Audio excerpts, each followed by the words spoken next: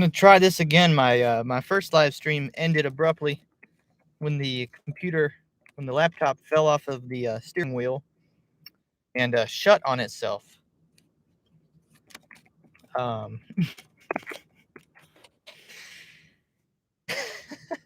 That's the first time that's happened in the history of my live streams.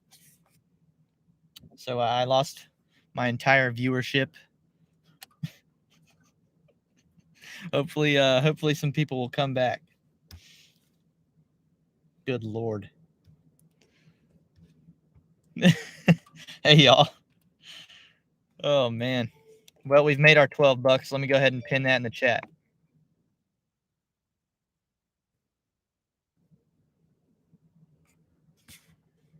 Yeesh, dude.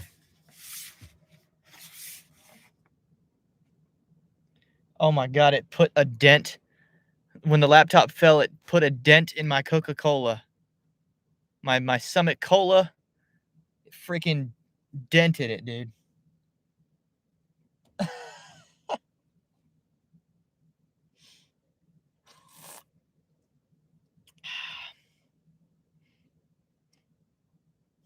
Chris said it ended. Oh, well. Off to the next one. No need to see if Welty's okay, like he said. Oh, that was too good. It's like I planned it, but I didn't.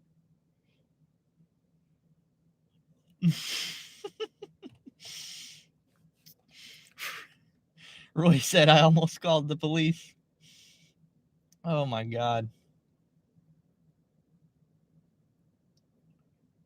Holy crap, dude.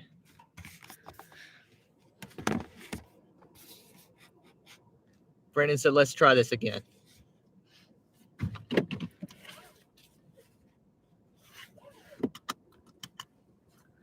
I know it's too much to ask some of you to like 2 live streams in one day, so I'm not even gonna worry about it, because I know you liked the last live stream, but yeah, no need to like 2 in one day, unless you really want to. Brandon said, you still got the shakes from the McFlurry. God, that messed me up.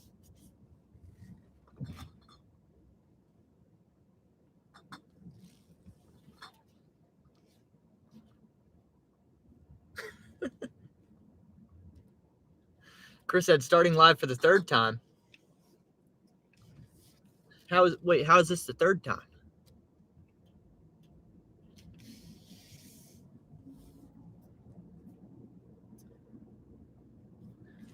I think what we'll do next is return the RedBox movie. Cocaine Bear. Now this movie right here, the way I can tell whether a movie was good or not, in my opinion, is would I watch it again? Would I watch Cocaine Bear again? No. But was it a waste of money? No. I'm glad I watched it. I don't really regret much of anything,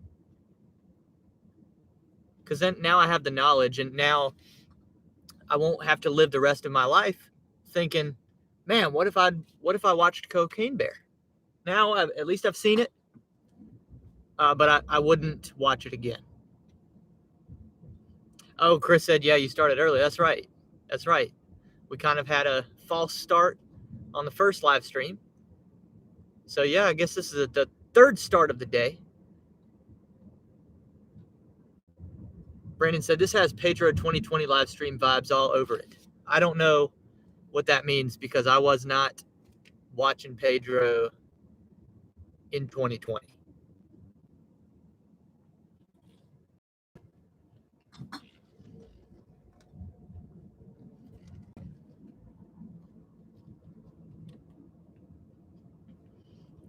This movie, it says like it's a thriller. There's only a couple jump scares in it, and they're not bad, because I hate jump scares. But they're not bad. It's very obvious when they're coming. It's almost done in a very cheesy way. It's like a corny, cheesy type of thriller. It's kind of like a little ridiculous, which I think is good, because otherwise it'd probably be scary as hell. But So I appreciated that there was a little bit of like comedic undertone to the scary nature of the story.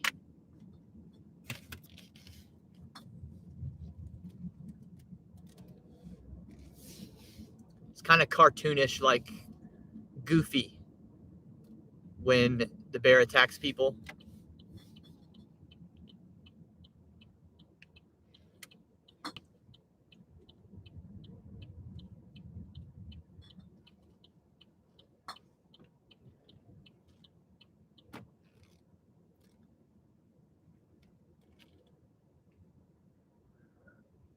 And I don't know how accurate it is either. Man, are you for real, bro?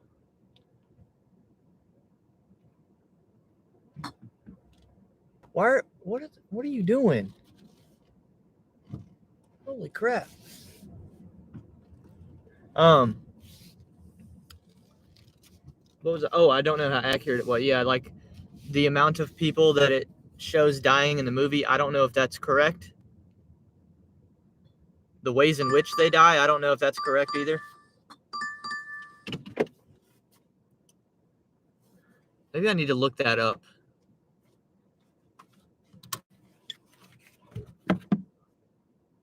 Because somebody died driving an ambulance and hit a tree. Is that true? I'm talking about Cocaine Bear, giggity. I got to return this RedBox. That's one of my errands today. It's one of the Errand Boy errands.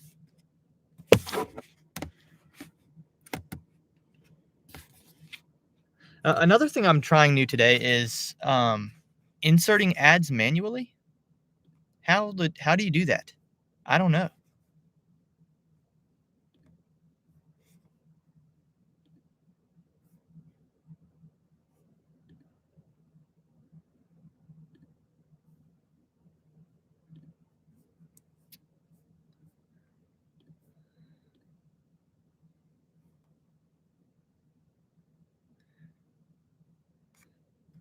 What's up, Blake?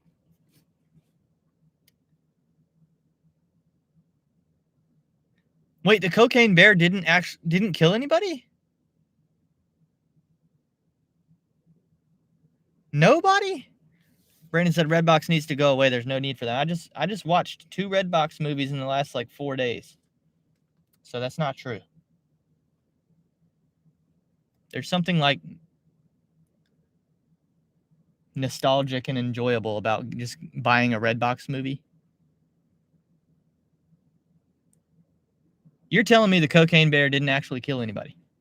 Now I really need to look it up. Not that I don't believe you. I do believe you, but now I am actually disappointed. Well, I guess I shouldn't be.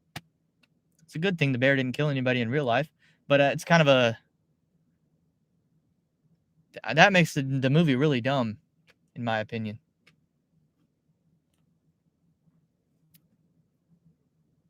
I'm gonna have to tell Allison that. Yeah, I have like no idea how to insert an ad right now.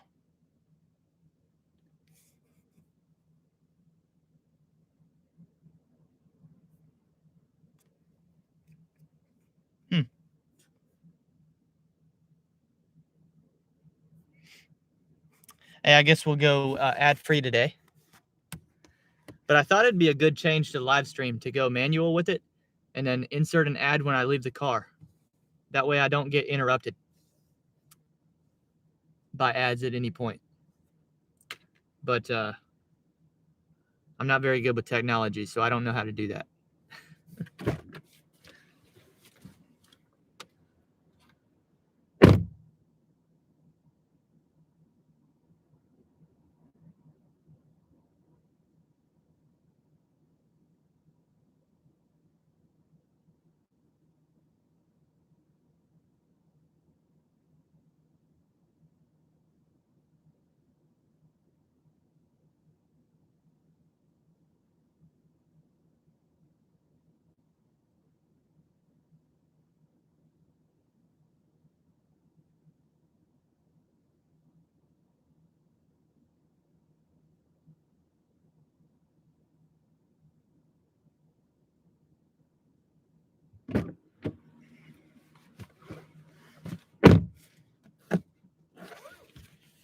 Did the cocaine bear actually kill anybody?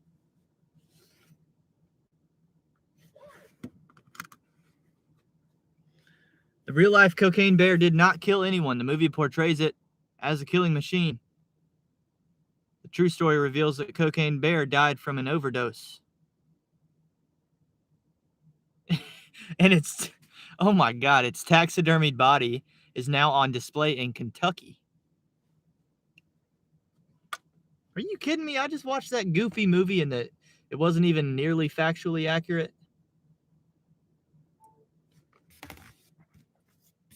It starts the movie saying this is based on true events.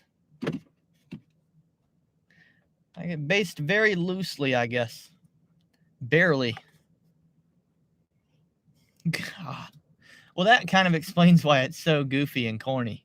Because the ways that these people were dying, and multiple times they had like a few different characters had guns loaded and like weren't shooting the bear. And they definitely had the opportunity to. So that explains it, because that didn't actually happen.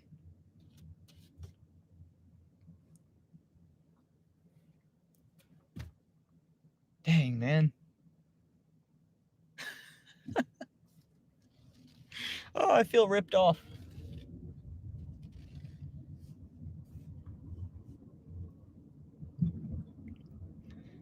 Giggity said it's right up there with Sharknado. Brandon said plug the Charlotte Hornets and Amazon so your season tickets and stock price goes up. I don't own any Amazon stock anymore. I sold that junk.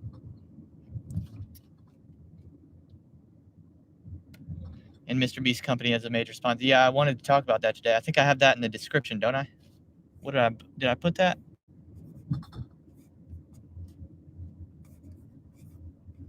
Yes, I did. Yeah, in the description, I wanted to talk about this right here. Let me show you. For those that don't know,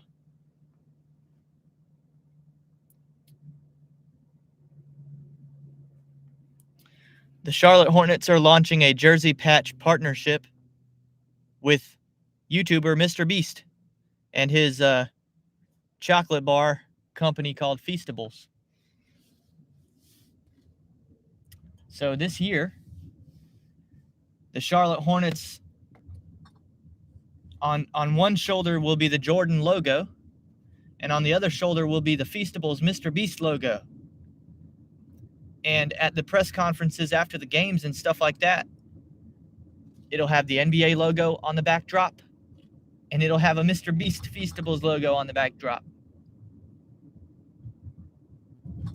Now, the cool thing is that the logo color scheme actually fits in and looks nice with the Hornets color scheme. It's got kind of that bright blue.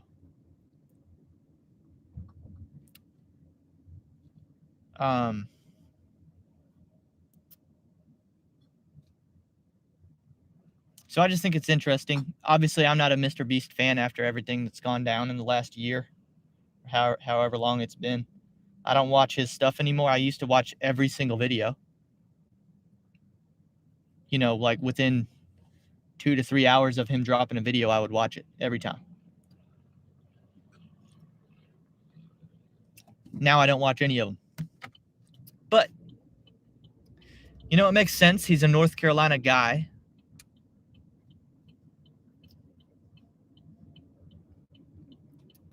And yeah, I guess I needed to speak on it as a minority owner of the Hornets myself. Unfortunately, I didn't have any say in this deal. I'm pretty pissed off that nobody came to me and asked me about it before we came to terms. But you know, I guess I need to own more than 2 seats in the stadium to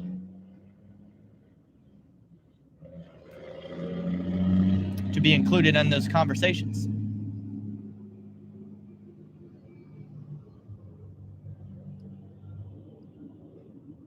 Brandon said Mr. Beast will be for the NBA. Mr. Beast will be for the NBA what Taylor Swift was for the NFL. Was and is.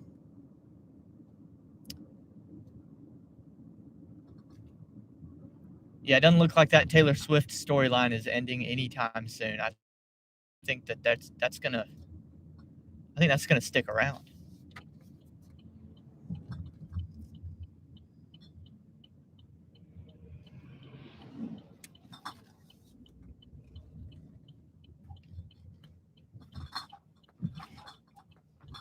Giggity said, "What is a Mr. Beast?"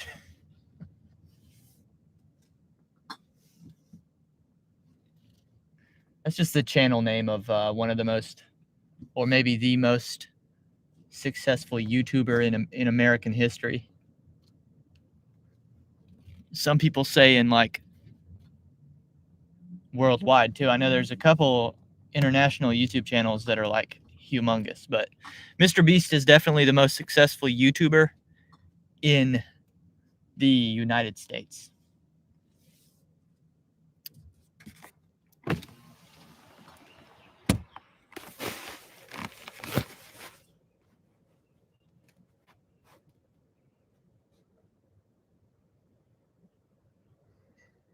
having a great day at Steak and Shake. I'll be right with you.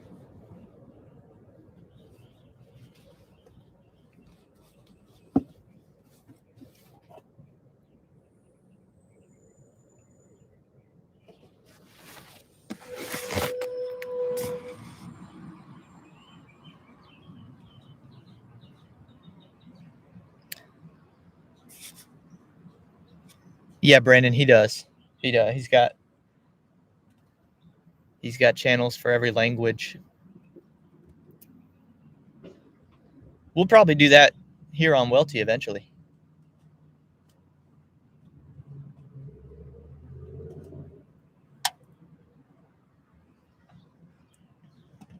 Sorry about that. Go ahead. No, you're fine. I'm going to do the chili mac with extra sauce. Anything else? No, that's it.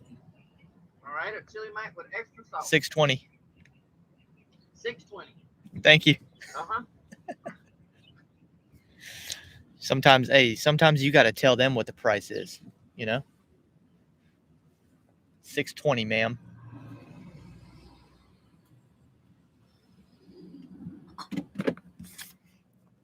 Hello. It's hey. $6.20. Okay.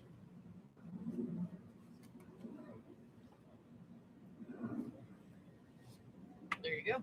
If you pull up behind that car, I'll bring it out, okay? Okay.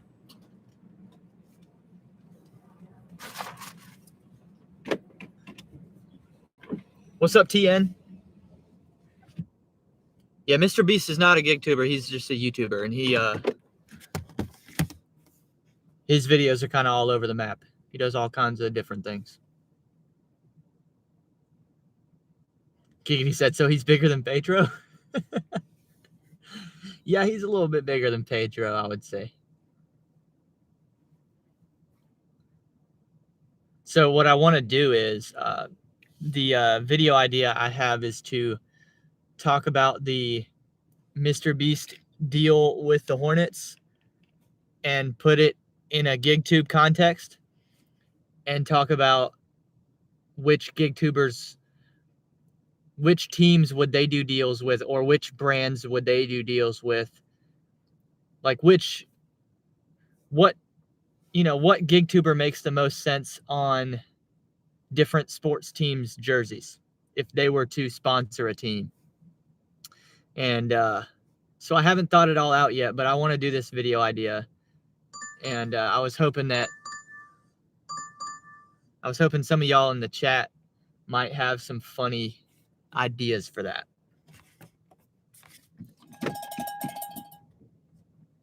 Because there's got to be a rationale. There's got to be like a funny explanation for why.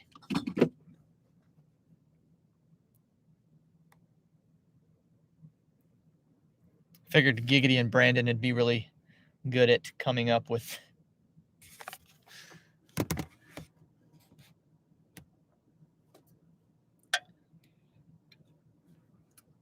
I just haven't put a lot of thought into that yet, but I think that the idea of the video will be funny. I think it'd be easy to put together.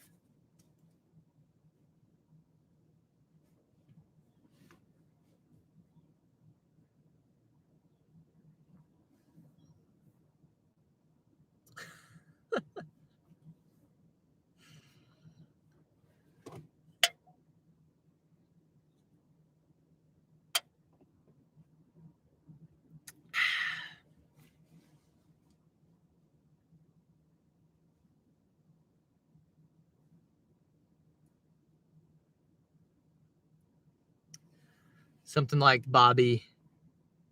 Bobby would be the sponsor of the Shanghai Swamp Donkeys.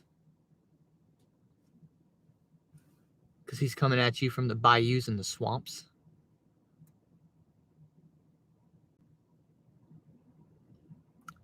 I don't know. Just got to think out loud. It's like when I write one of my rap songs, I have to like tinker with the lyrics over and over and over until I like it.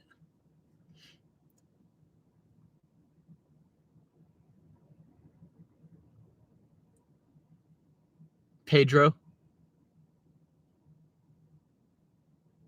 The Santiago Chargers. Hey, thank you.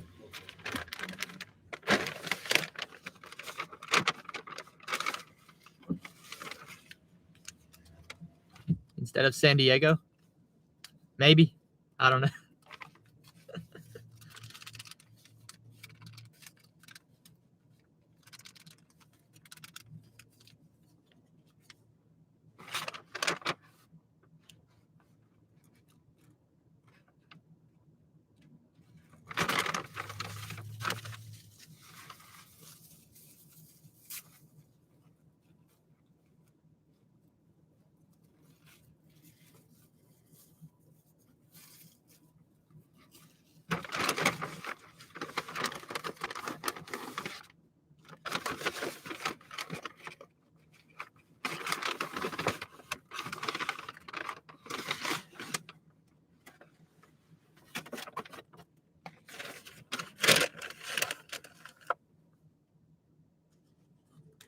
Nugs could sponsor a Tesla NASCAR team. Katie said, I'm going to watch a Mr. Beast video. I'm tired of being in the dark. Yeah, if Tesla had a NASCAR team, Nugs could sponsor that.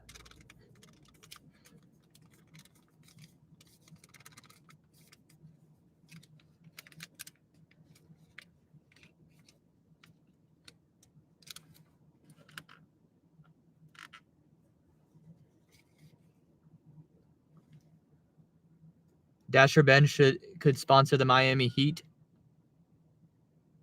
The Miami Heat bags.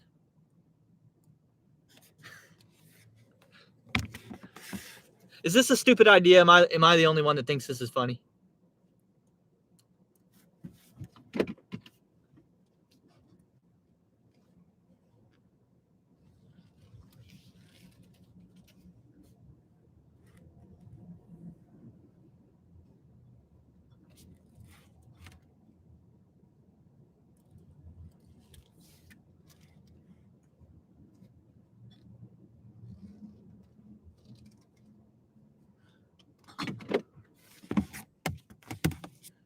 Brandon said Bears could be sponsored by Robert Reese since they are boring and no one watches.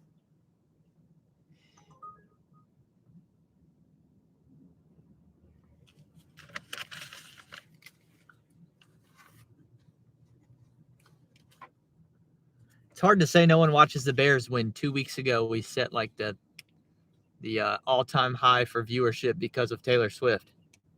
Unfortunately, a lot of people were watching that.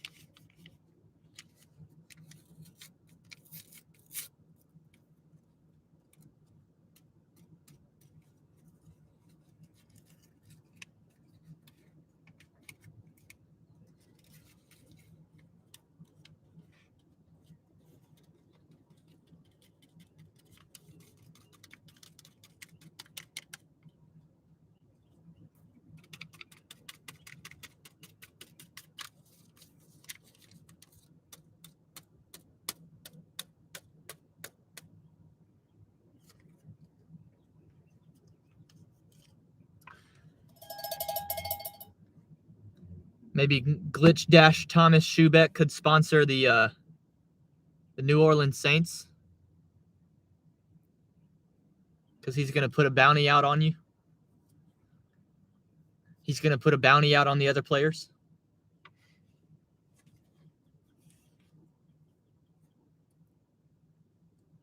Or no, that would be the better one for that would be Brian, the DoorDash sucks guy.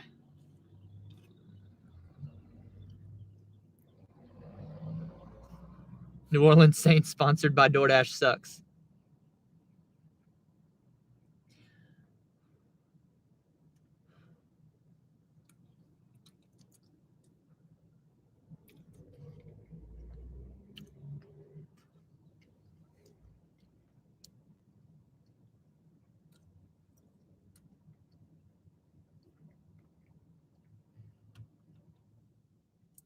Brandon, I don't know anything about that. Acquittal. I don't know anything about that story.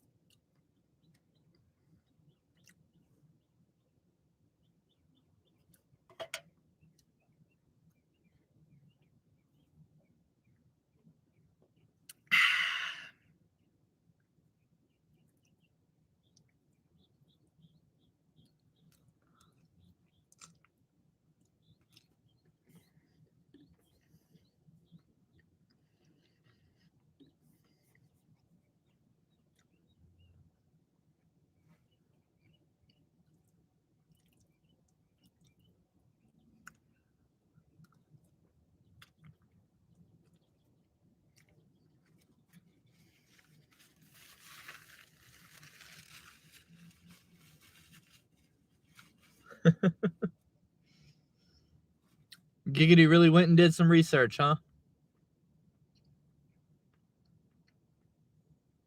Brandon said Glitch Dash would be the Patriots since his mission is for the people.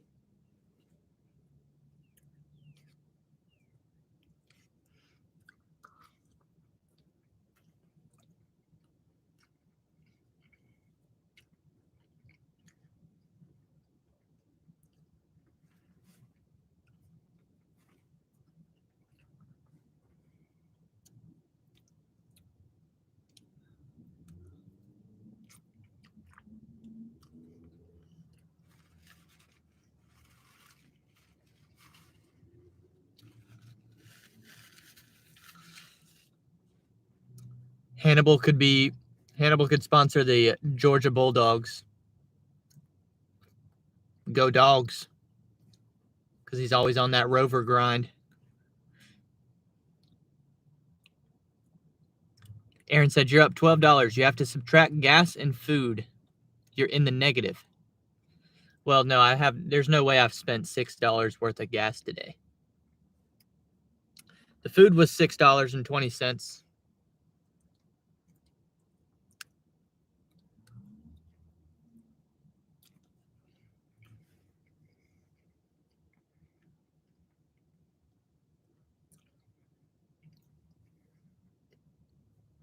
Oh, Brandon said the Browns could work for Hannibal too, yeah.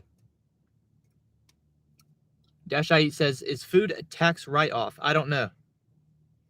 I'm not a tax guy. I don't give tax advice.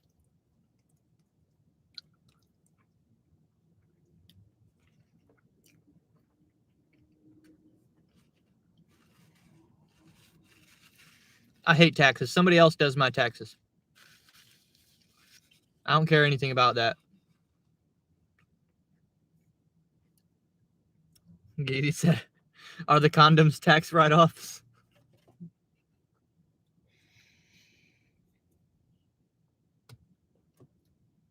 Dash I Eat said, a Dasher here told me that he's been claiming it the last few years. Just checking. I don't see how that makes any sense because other people at regular jobs have to eat too. I mean, you can't just write off everything you eat.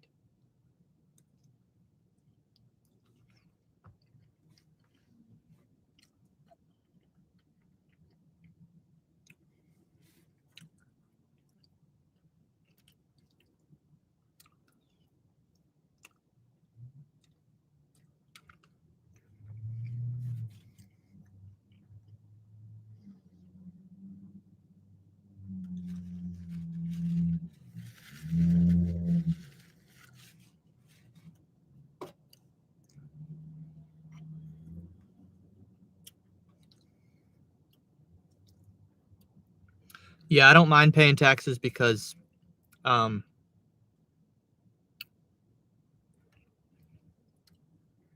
don't know. If I ever run for public office or anything, then I don't want to be the guy who was like cheating on his taxes. That's awfully corny.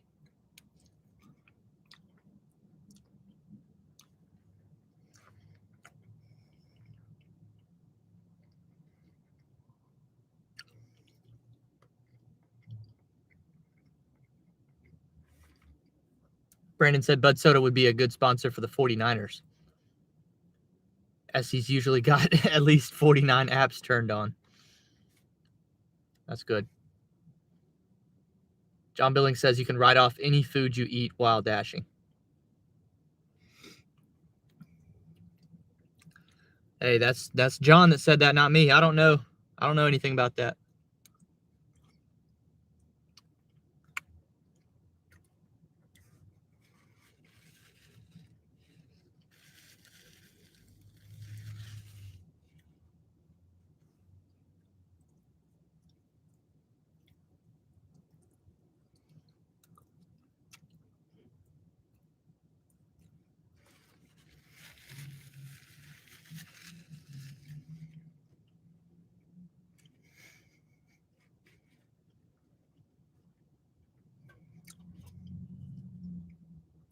Dash I Eat said, I'm eating sushi every day now.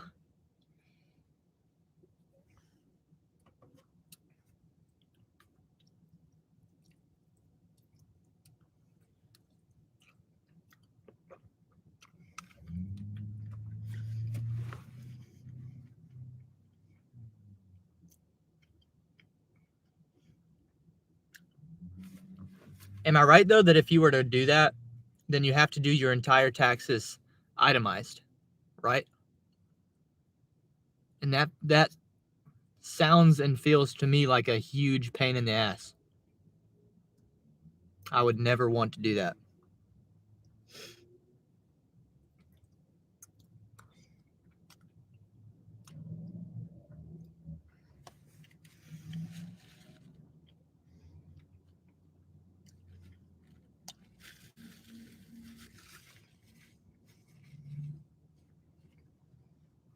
What's up, Mike? No, I have somebody that every year I pay them about $150, and they do all of our tax stuff.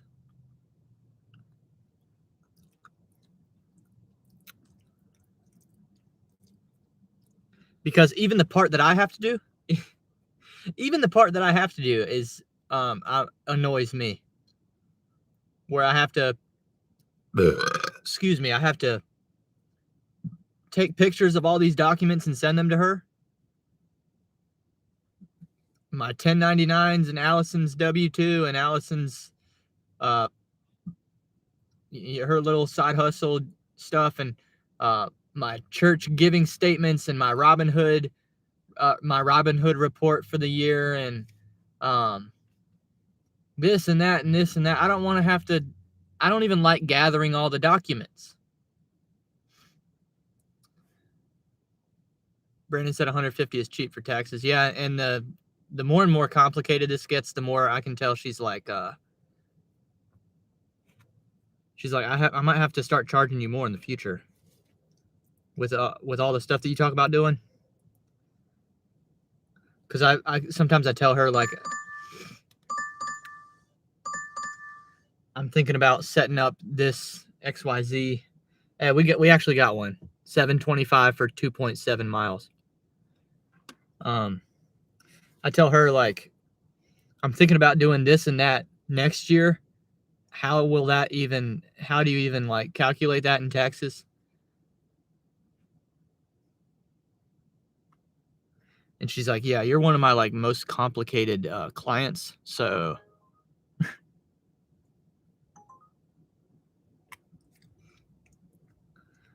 most people, I'm sure it's easy. You know, you got like 2 incomes in the house and they've got 1 job, but this like YouTube gig work, entrepreneurship type deal, I'm going to sell shirts and mixtapes. There's a lot of moving parts.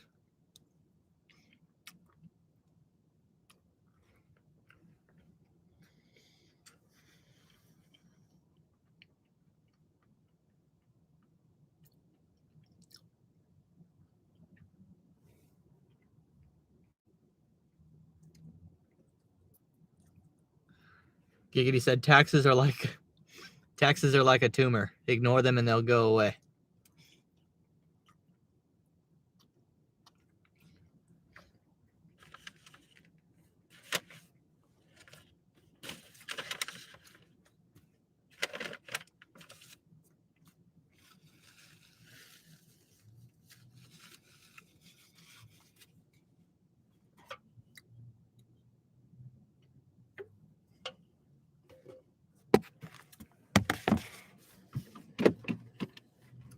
The only sad thing about this 2.7 miles right here is it's not in the direction of any... No, you know what?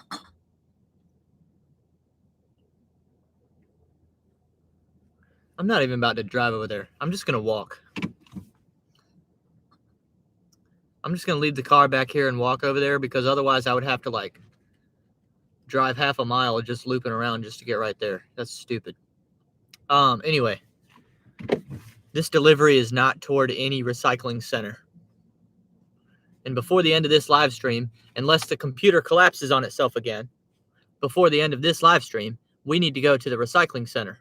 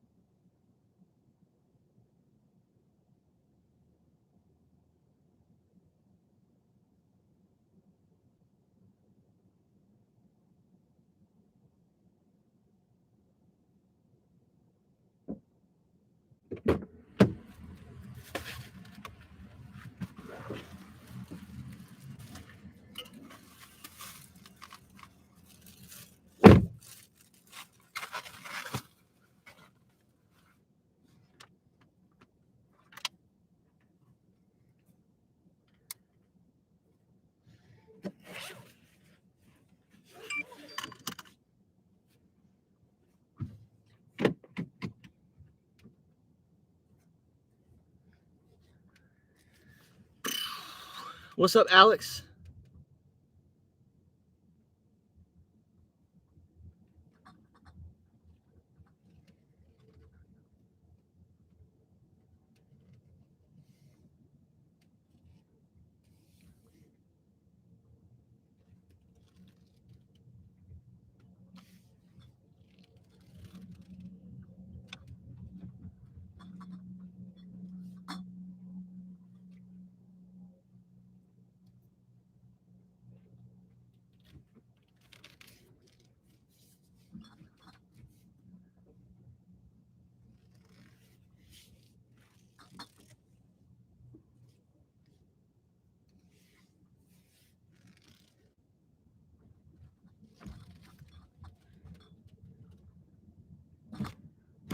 Man, I do not think I'm supposed to do this, but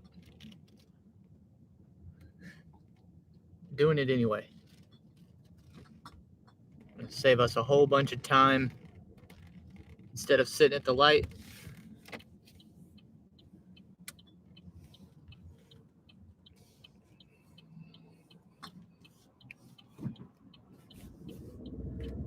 Oh yeah.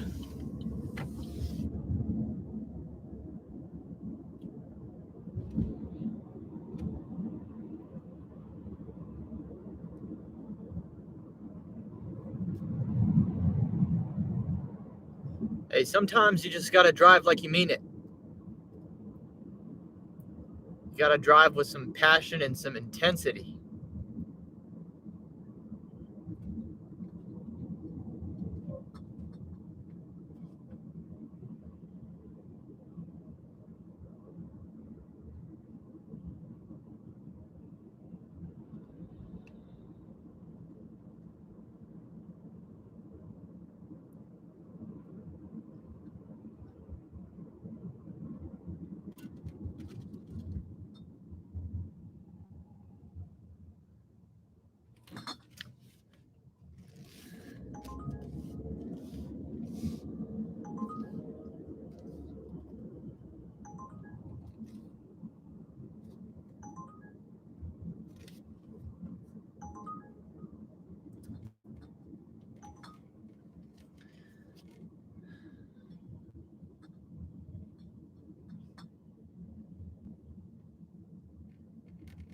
Mike said, these live streams remind me of the old streams where they're driving in the car with comments that make your day and make you smile.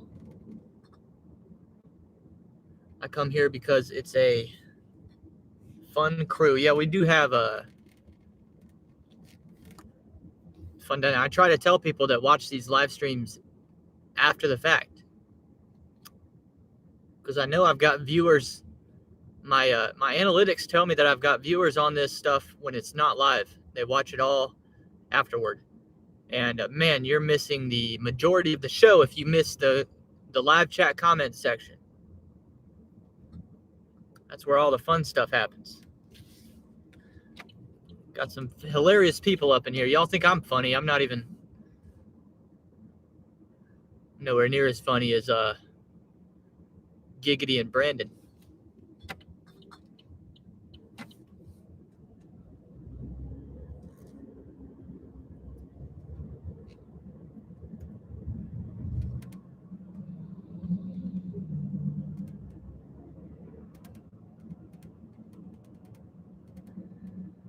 Oh, shoot. Can I get in front of this guy or not? Oh, I'm running out of time, y'all. Yeah, I'm running out of space. Yay! We did it. We did it.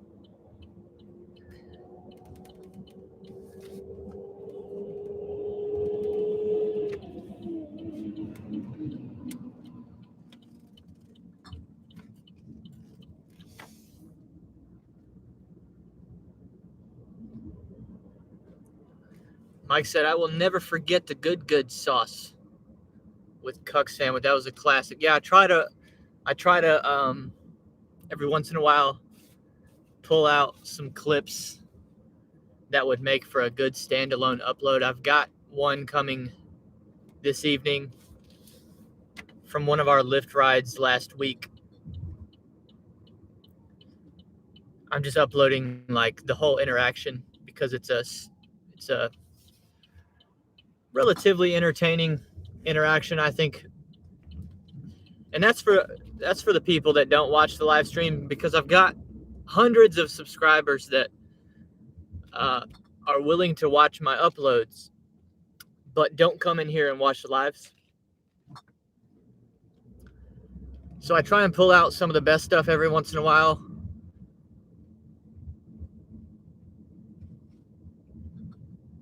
So that they can at least see what it is we're doing here on the live stream.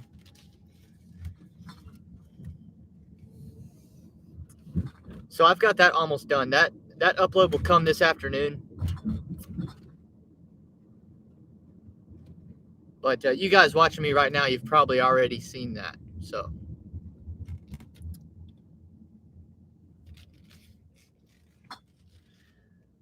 I want to get back to doing more regular, like, creative uploads, but I keep telling myself that I have to put my time into the mixtape because I'm low-key running out of time. So I need to finish that. So that's why you haven't seen a lot of, like, new creative uploads from me lately. And I do apologize, but I'm just spread a little bit too thin.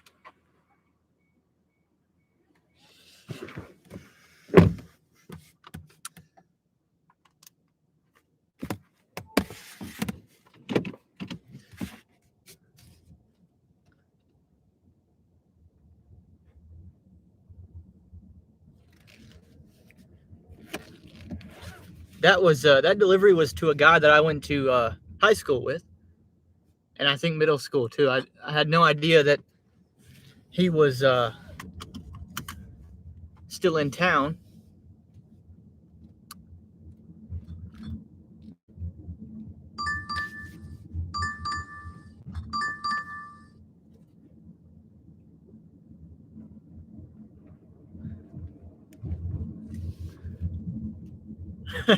Just invited him to my house Thursday night because I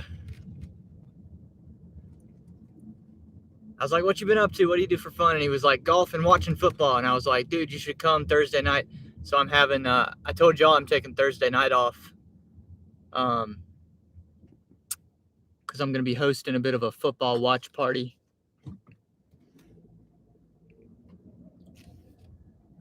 So that'll be kind of random. Who knows if he'll actually show up and come? But I just got his contact information so that I could invite him over. Sounds like he might come.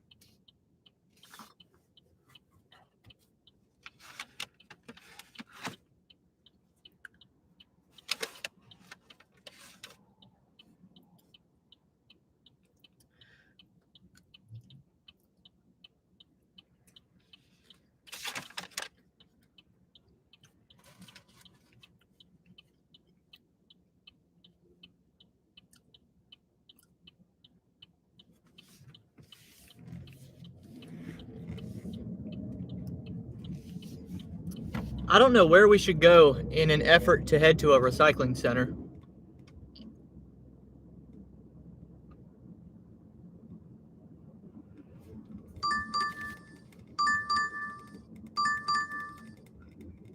Okay, this is actually decent. 625 for 4.4 miles, and it's somewhat in the direction of one of the Well, actually, it's in the direction of both of the possible recycling centers.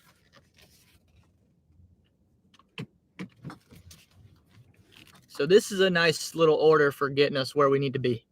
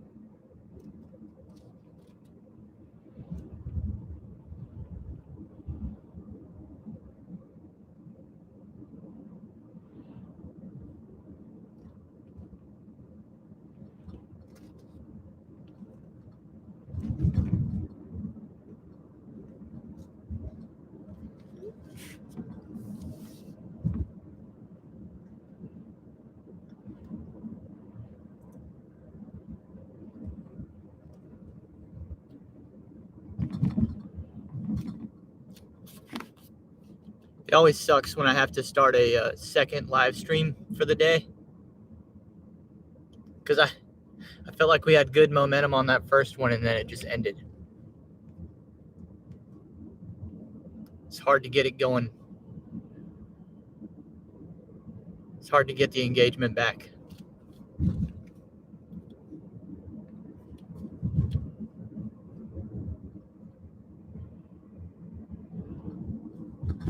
I'm also still waiting on Pedro to share the coming in hot parody video. He's told us he will.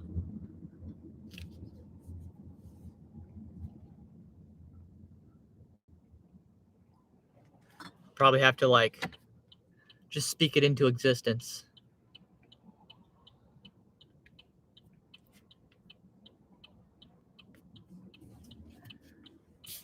I'll just talk about it every day until the magical day comes.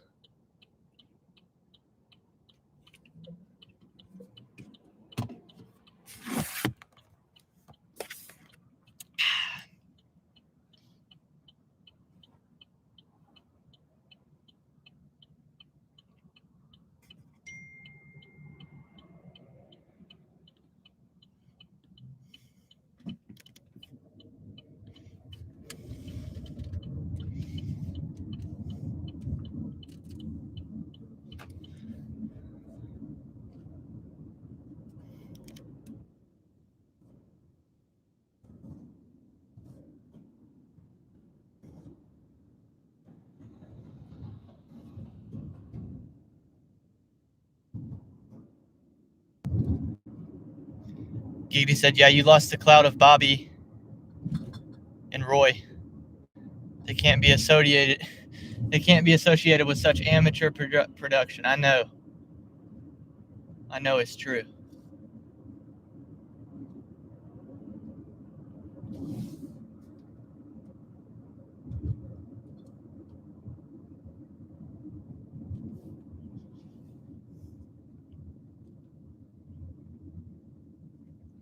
Alex said, pull a John Billings.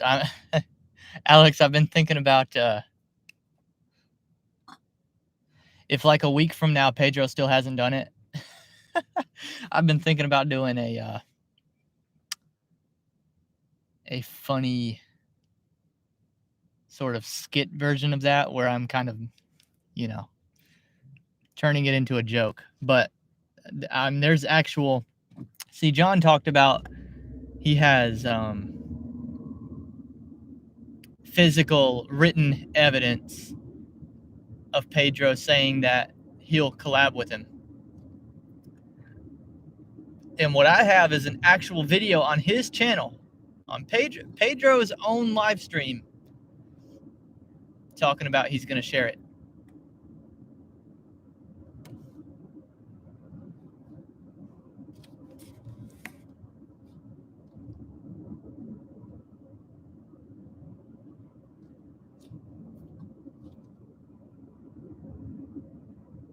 Maybe next week. If Pedro hasn't done it by like next Monday, 6 days from now, then I might start putting something together. just for the troll.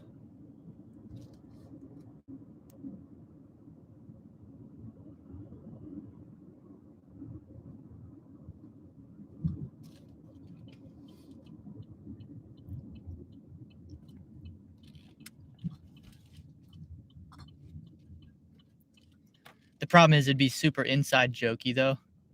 So like it'd be hilarious to a few dozen people who know what's going on, but otherwise people will be like, what is, like, I don't get it. What's the,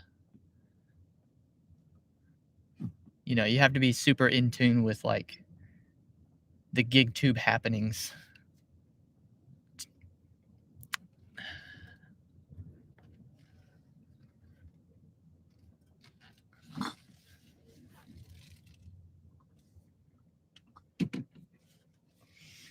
Hello, Tony. He said good morning and afternoon. It's, hey, listen, it's afternoon in every time zone in America right now. So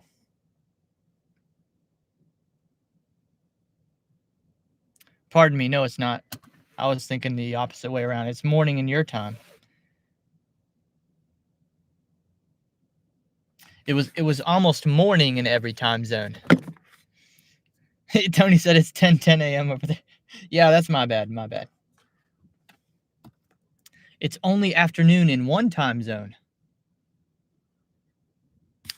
I will be right back.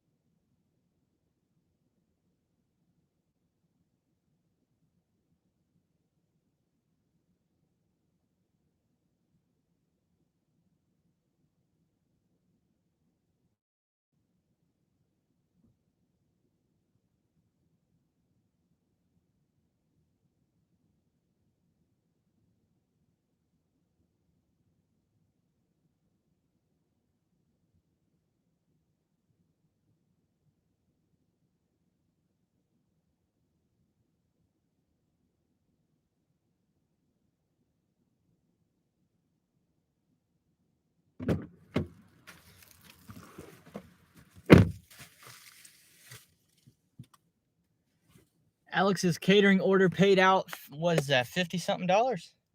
$53, nice. Sheesh, I wish I could get something like that.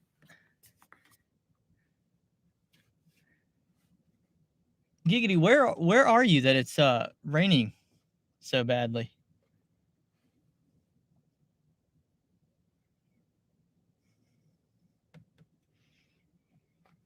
$135.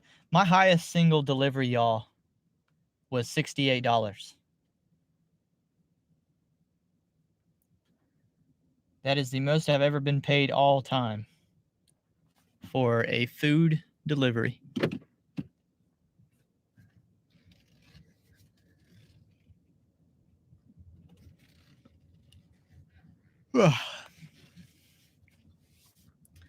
Houston, Texas. Oh, you're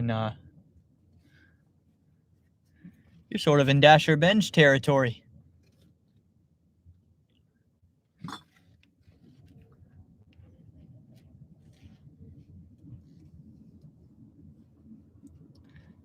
It's hardcore porn over there.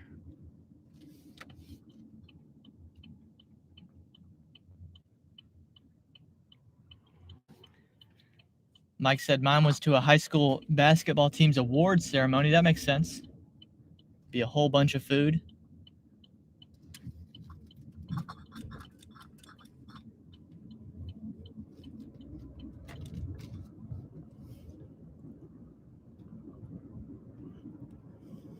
$1,500 worth of food. So that's still less than a 10% tip. No, but I do think that there should be a cap. Like at a certain point, doing a tip as a percentage, in my opinion, is like asinine. There's no food delivery that's worth $135. That's crazy.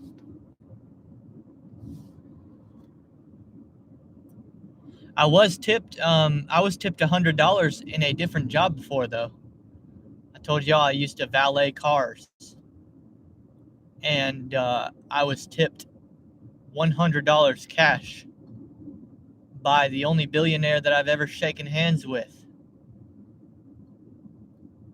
A man by the name of Rick Hendricks of Hendricks Motorsports. Dude rolled in and gave $100 to every single valet on the staff. I think it was like 5 people. Crisp $100 bill to each one of us.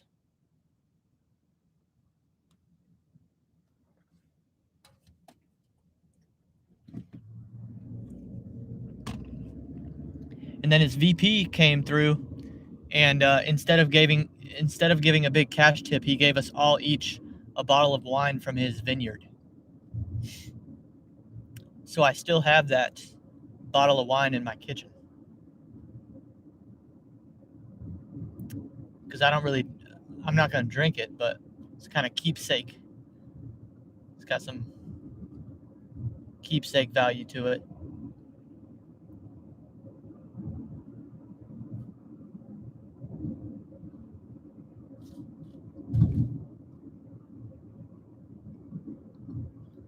Giggity said bench is north of me. Yeah, but I was just talking about Texas.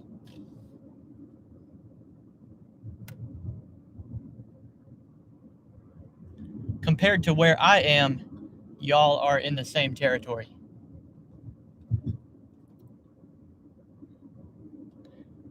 And Mike and John Billings are in the same territory.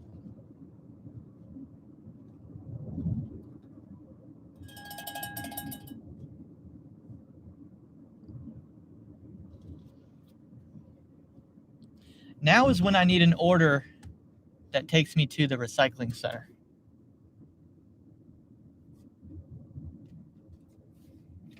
I don't need it to pay well. I'll take a $4.50 order to the recycling center. Just to give me an excuse to drive over there.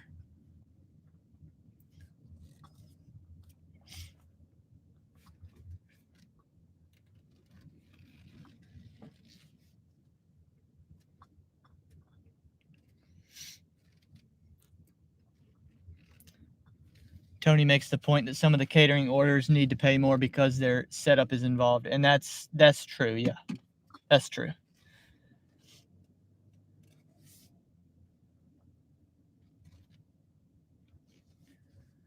Yeah, the few delivered that I've done, it is a little bit of extra work, but I don't think it's too bad. It takes me like 10-15 minutes to set the stuff up. It's probably worth another $10.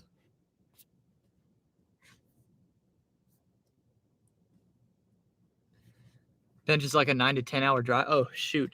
Yeah, I've driven through Texas before, and it if I remember correctly, it took us like 2 whole days to go through Texas. We stopped in San Antonio. We drove right through Houston, stopped in San Antonio, stopped in El Paso, went into Juarez. So it took quite a bit of time.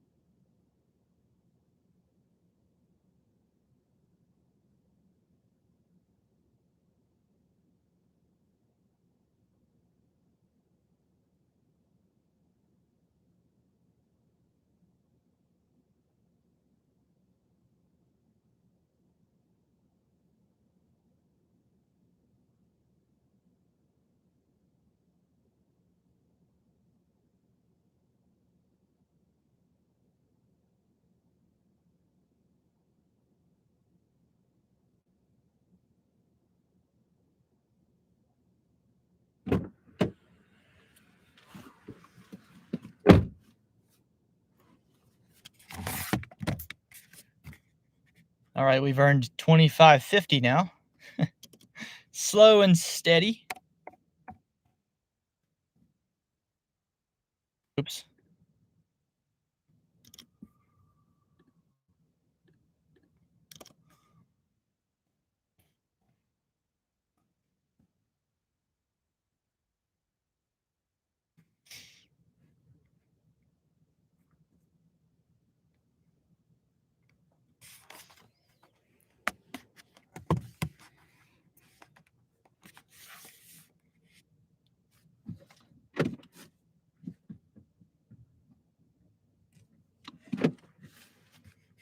Well, I tried to park in the shade, but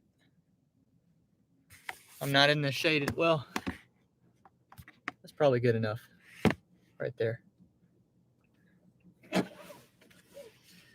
Mike said, my night yesterday, 6780 in 4.5 hours.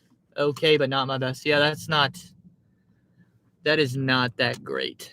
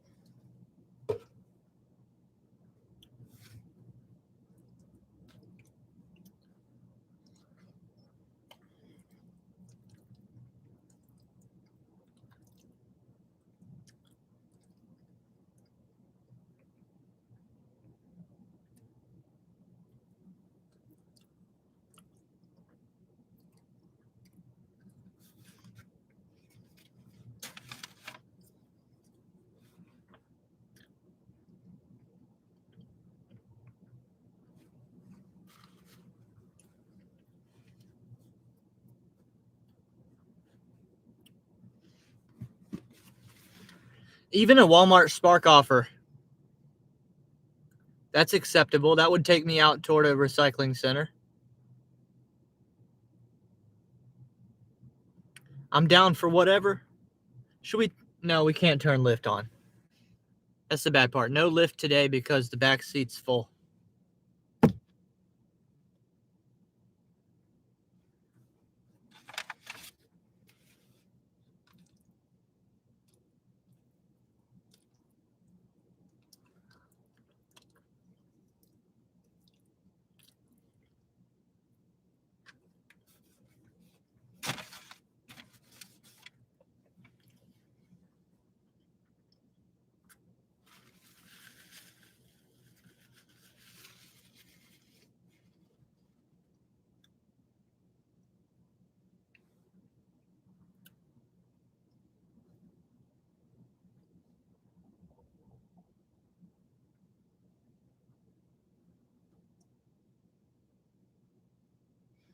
Tony, since you're here, do you know how to insert an ad manually on the YouTube live?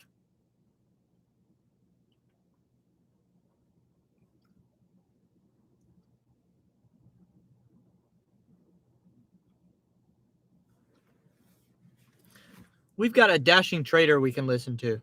Let's do that. How can fans get more? Title, DoorDash driver. Why do DoorDash drivers lie about their earnings? See this? I think I might have some interesting commentary on this. Yeah, you know what time it is. Just got a Walmart ASAP order. $12, 2 miles. It's early in the morning. DoorDash got lots of no-tip orders out there. They sent me one $3.50 for 4 miles. No, thank you. I'm good on that. Send it to somebody else. Welcome or welcome back. I'm your boy MBA Trader, the fastest dasher in the whole Milky Way. Head on over to Walmart. Yeah, get the stuff in there quick. What's up with his audio? It's like two things playing at one time. Tony said, you mean moving ad timers to a specific spot? No, I chose actually manually do it. Because I was thinking that I could start, instead of having the ads interrupt me, I could put an ad as soon as I'm about to walk away from the car. But now I don't even know how to do it.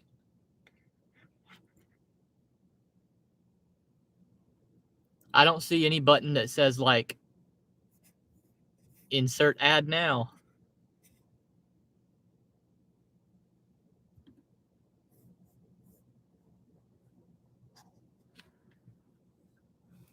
Oh, he's parody reviewing himself?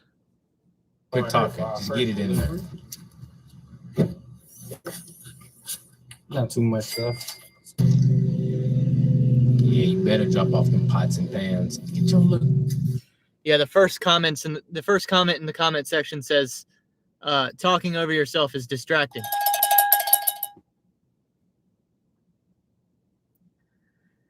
Golly, dude. I mean, this is 665 for 3.1. We're going to do it. I'm going to do this 665 for 3.1 mile Grubhub, but it does not, once again, it's not in the direction of a recycling center.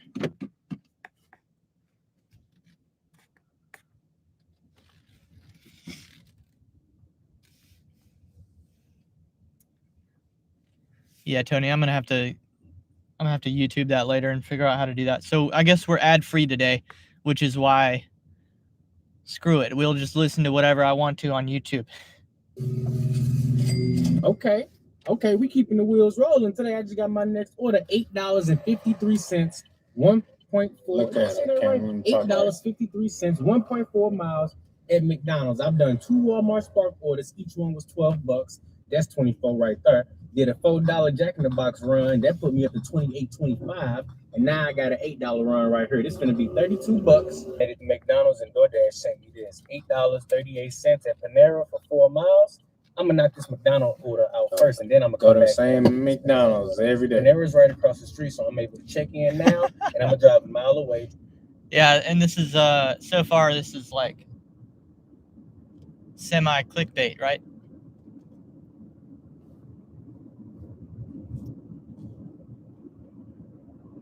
I mean, the title is "Why Do DoorDashers Lie About Their Earnings?" And we're a minute 15 in, and there's not been anything addressing that yet. Off the McDonald's first, and then I'll be back. Gonna be heading in the PetSmart for this one, guys. That's a little shop and deliver. $17.08 for her because Walmart is. I'm gonna start to fast forward through some of this. Right over there. I'm at PetSmart right now, and Walmart is just right over in this little plaza. So we got enough time to drop this off. It's a little bag of. I don't. With the flag on the back, better believe it.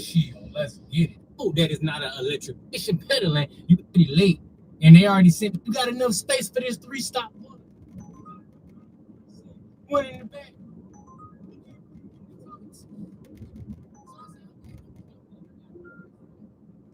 I can let the seat up. They said you can't get the order the seat down. Hey, I can let the seat up. There's no issue. Oh, well, I got to go get the manager and make sure they verify it because I'm like, oh, my God.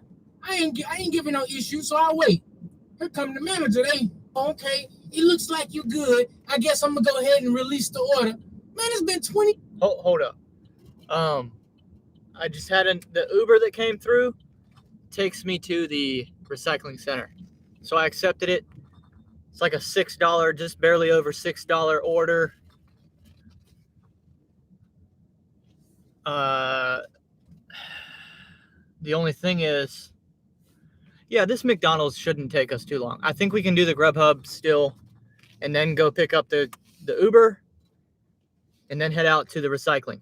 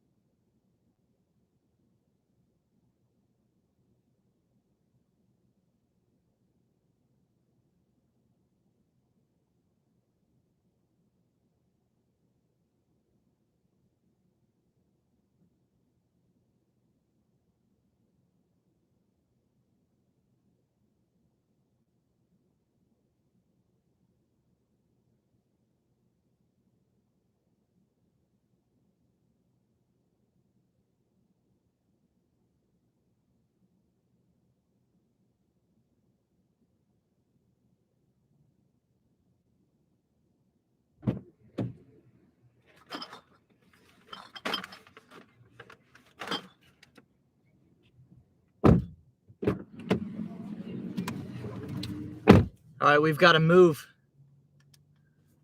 We've got to move. Steve said,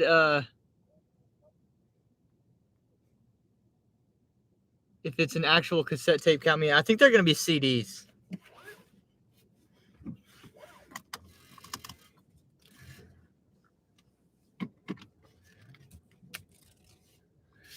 I think the most that I can trust myself to figure out is how to make them CDs. I don't know if I could even teach myself how to make a cassette tape from scratch.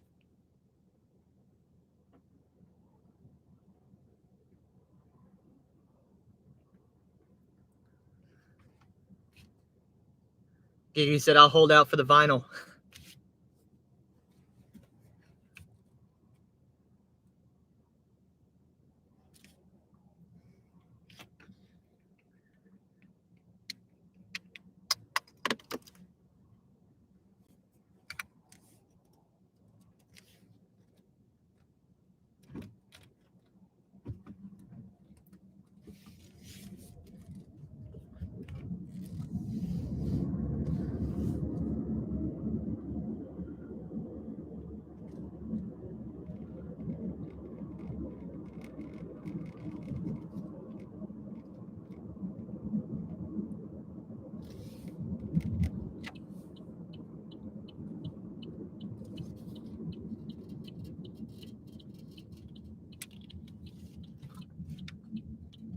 Steve, I still haven't announced on my channel yet what we have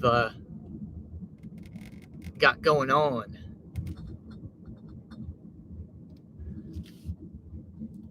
I guess I can announce it now, but I'll make a video. I'll make a video in let's see, it's the 3rd already. I'll make a 1 or 2 weeks from now. I'll make a video with a real announcement. But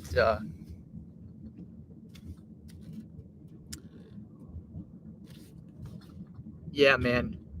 Steve and Tremaine and I are gonna do 3 more sort of live stream podcast-esque talks before the end of the year. Really looking forward to that. It's a true honor to be included on that because, man, I'm outclassed for sure by those 2 gentlemen, but I will try. I'll bring my best. I will bring my A game when we get time to talk about. We've outlined what the discussions are going to be about. I think Steve released that on his channel community page.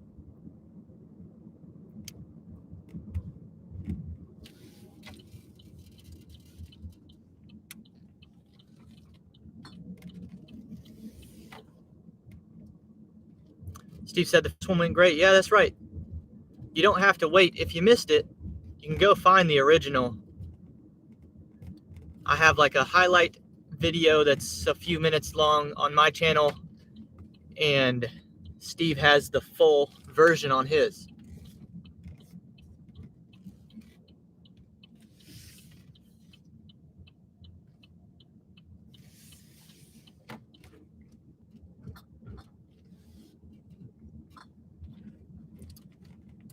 So over the course of a few different nights, we'll talk about cancel culture. We'll talk about AI in December. And hopefully by then there will be, we'll know even more by December because this is a fast-moving topic.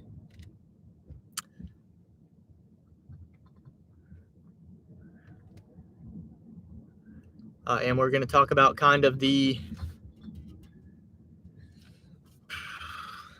I think we're going to talk kind of about the genesis of our YouTube channel and what our thought process was in starting them, I think, and kind of why we viewed them as worth it, given all the background that you have to do.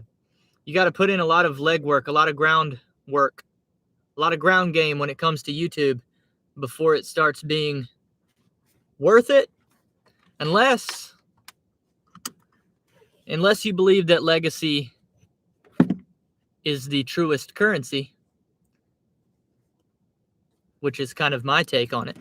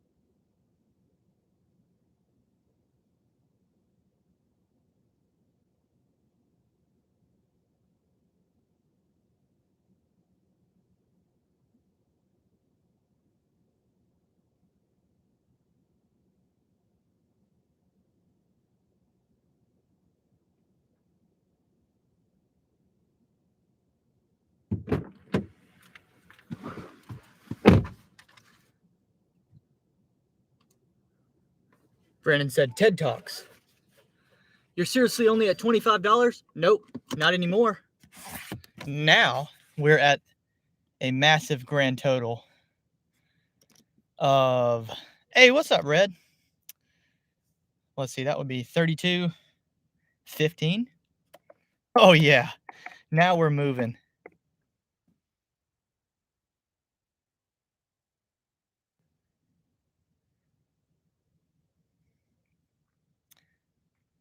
Yeah, goals, life, and timeline. That's a better way of describing the first talk.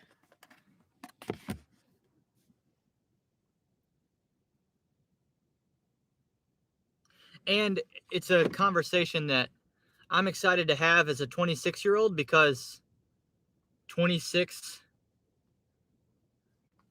just feels different, dude.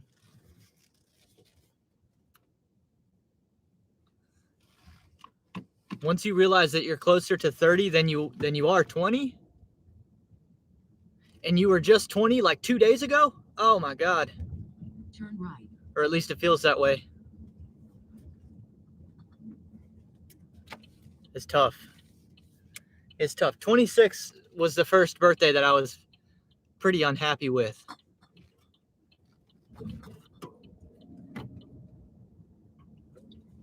Turn left on Evanport Road. Red said, you're almost a senior citizen.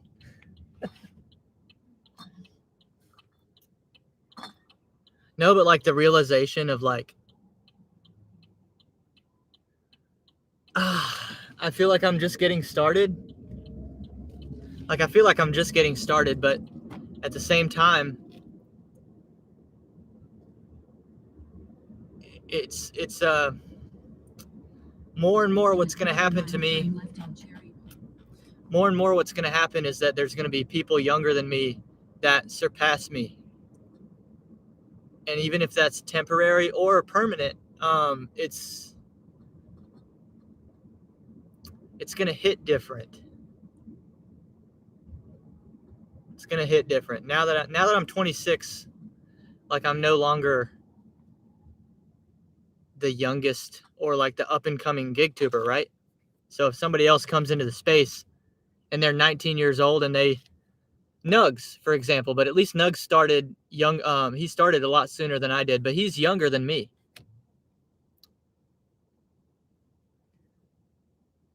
And so the realization with 26 that I no longer qualify for like a Forbes under 25 list or whatever. I used to tell myself, oh, I'm going to be doing this and that. At one point in my life, I told myself I'd be a millionaire by 30. And I don't know about that. 35, I still legitimately believe that 35 that's within reach. I truly think that probably is a fair timeline,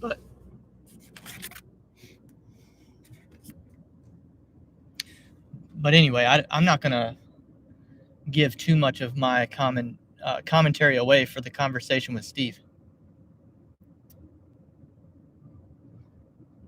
But on October 18th, we'll dig a lot deeper into kind of where I was just going. What's up, Trader? Trader says, make videos, get paid more. I was just listening to your video here. I'm looking for when you actually talk about why DoorDash drivers lie about their earnings. Use kayak to find the hotel. I'm super interested in what you have to say about that, FDA.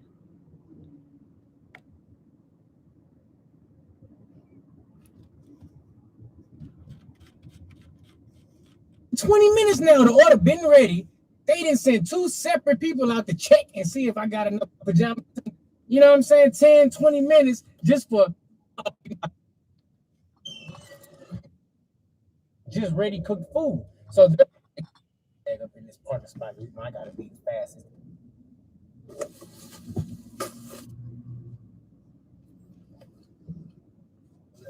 Now, see if I can get my look.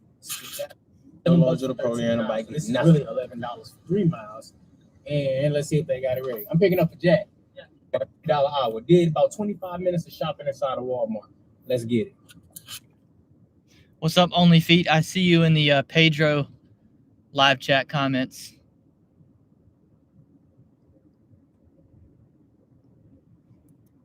They say March 2024 is the Pedro versus Eli fight in California.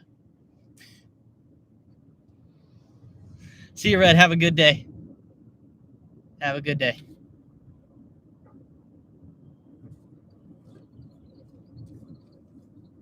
Did 2 shopping delivers. One was $35, one was $30. We did a $15 Uber. We did an $11 Uber order. And then we also made $28 on DoorDash. So I'm going to add all that up. I know somebody out there quicker than me, they're going to add it up before I do. But I believe I'm at $118.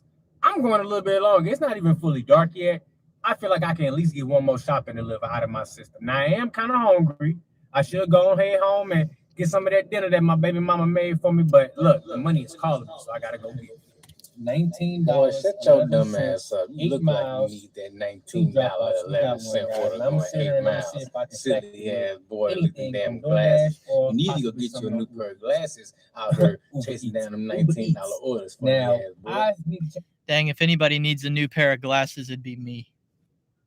But I kind of like what I got going on here. Brandon said More Finance has some explaining to do.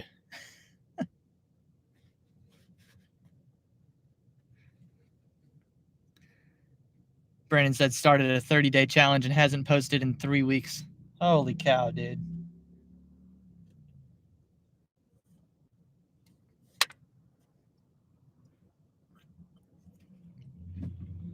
Steve said, I'm friends with Pedro, but I hate the drama on YouTube.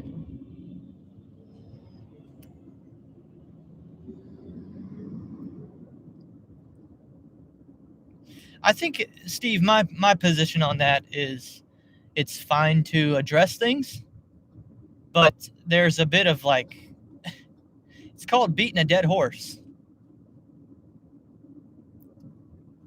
It is called beating a dead horse. That's for sure. And I try not to do that.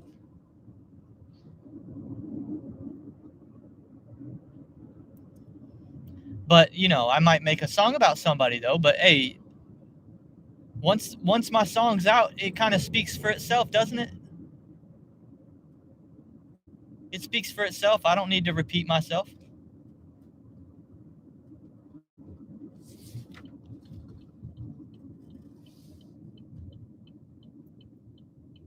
I hope we're not too late for this Uber pickup. This Hooters back here anyway,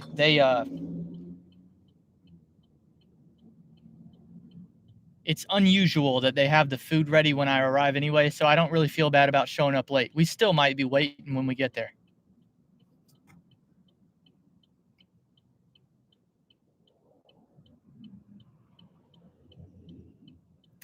Steve said, I'm pretty close with Pedro Hannibal, and I tell him ignore. As his channel keeps growing, he will have more and more trolls taking things too far. Yeah, especially if you reward them. Yeah, especially, you know, and my thing is, you keep having time. You keep giving the microphone to trolls and losers and victim mentality people. Meanwhile, there's other people that would really benefit. And not just that, those people that, obviously I'm kind of speaking about myself. I would benefit from having a chance to be platformed. But not just that, it's that I would give his audience more value long term than the people that he keeps putting in the middle of the conversation. It's not the way I would choose to do it, but I'm not the one with the one with the audience. So what do I know? But as I've stated many times before, one of the reasons why I started the YouTube channel was because even before all the Blake Moore stuff went down, before he had offended anybody, just when he was doing his thing, I looked at his content and I looked at the success of his YouTube channel, and I looked at it and I said, I could do this better. I would manage this audience better than he's managing it. And that's before the whole lying ordeal.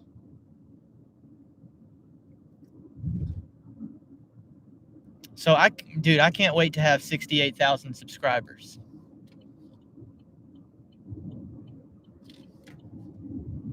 Can't wait. It's just a matter of time.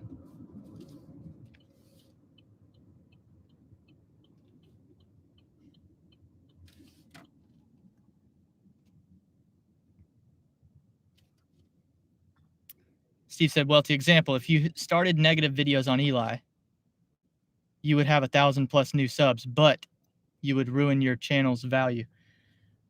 I get what you're saying.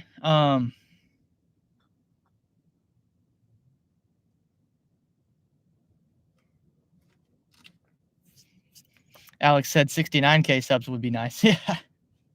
Forget 68. He wants 69, baby.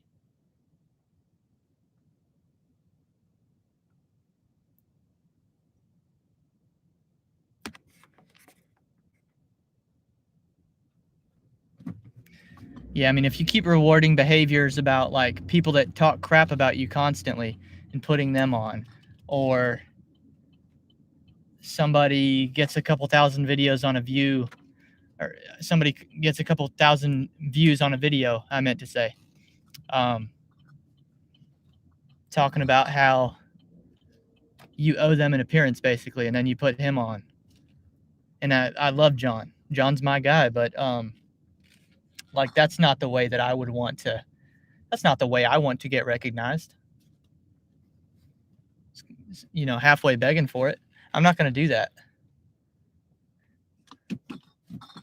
And I'm not going to show my ass either, like Thomas Schubeck and Jeff Black to get on. I'm not going to do that. I'm just going to patiently wait my turn and do it right.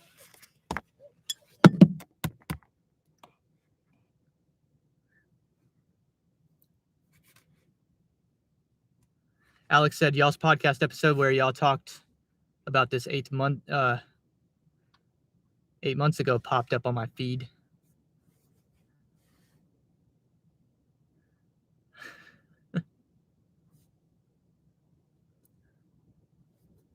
I'll be right back.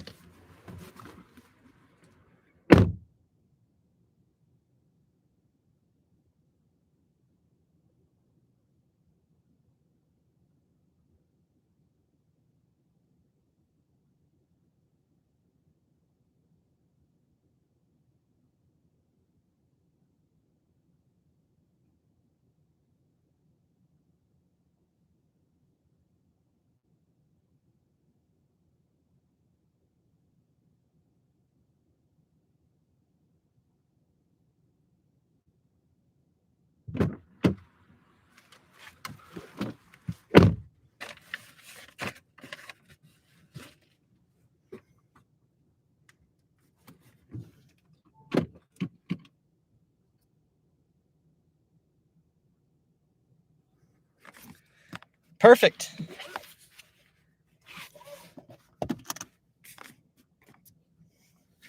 let's head out now to deliver this and then drop off all my recycling.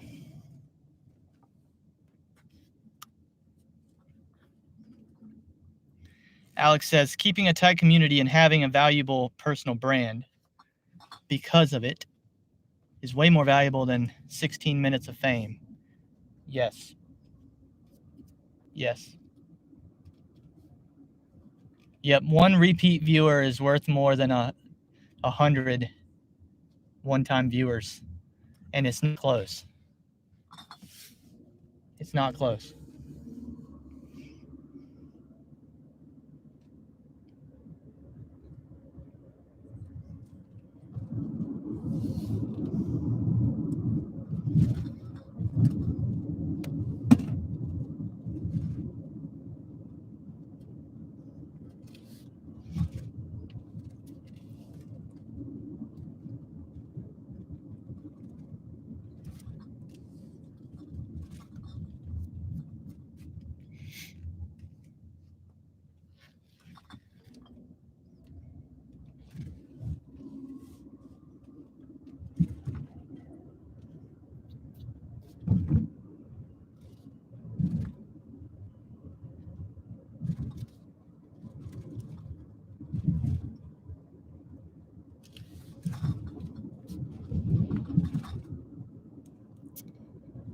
Yeah, we're doing 3 more by the end of the year. I'm also trying to get on with Tony at some point. I know he's got a absurdly busy personal life at the moment, but I wouldn't be surprised if by the end of the year I've gotten on with Tony, the Driven Dad, at some point as well.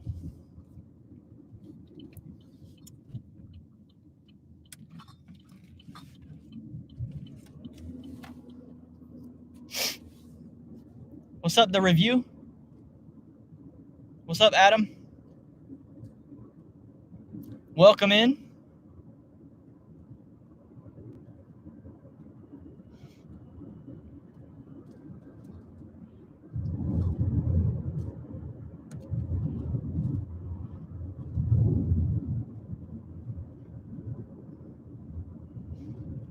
Adam said, already completed 2 catering orders this morning. Well done. Steve said, Tony is my homie. One thing about Tony, he ain't shooting blanks.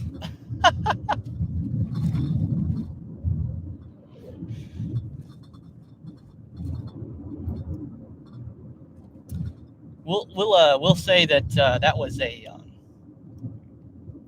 intellectual metaphor.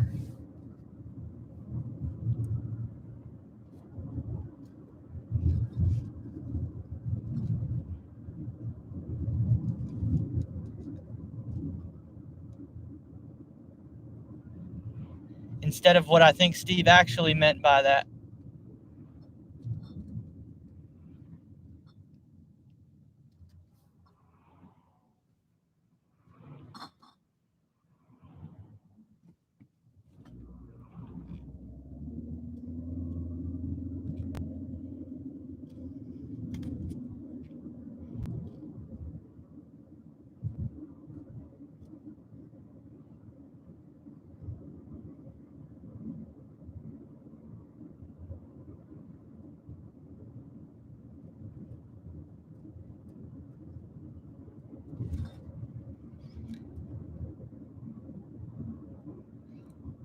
Steve said, Tony and Lisa are great at getting pregnant is what I meant. Yeah, I know what you meant.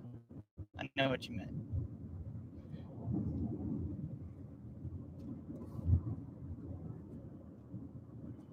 I still haven't heard Dashing Trader. There's less than a minute left in this video, so let's just finish it out. Check which direction this one is heading, because that's going to determine what would I grab and if I'm be able to stack it with this order. But I just need another $10, and I'm gonna be good with that for the night. And then we're gonna get it again for tomorrow. And I just got it. I just grabbed a $10 Uber Eats order, $10 exactly, 4 miles right over at KFC. And you know he lying. Look, down that he lying. He ain't getting no $10 order. He's sitting at Walmart. He waiting on a Walmart Spark The Walmart Spark probably only paying $8. Look at him. He need to go fucking vacuum that damn car. Oh, now he's dropping off some KFC. So he got a little KFC oil. Boy, get your. Ooh, I'm tired now. So we got that KFC dropped off. Made a good amount of money today. As you can see, it's dark now. Look, I'm heading home. About to get me something to eat. Made it this far. Do me a favor. Hit that like button. And this. All right, I think Trader hit me with a little piece of clickbait there. I hate to say it.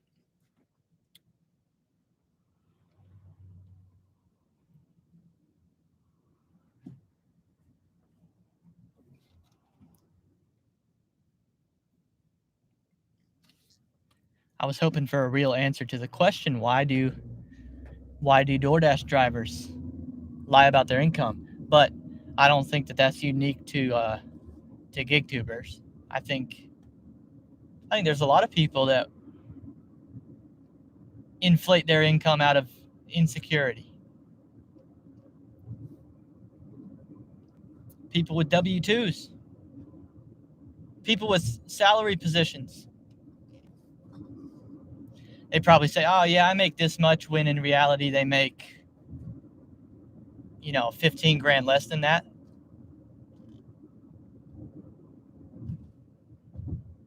Alex said, why do you think they do?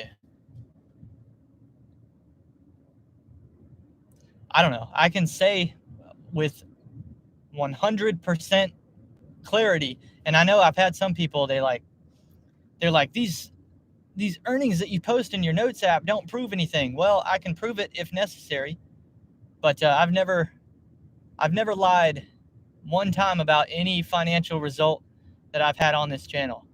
I'm talking about income. I'm talking about any gambling challenges that I've done back in a year or so ago. Nothing. I've never lied about anything. But I know that there are GigTubers out here that try to make themselves look like they're earning more than they are. And like I said, that's out of insecurity.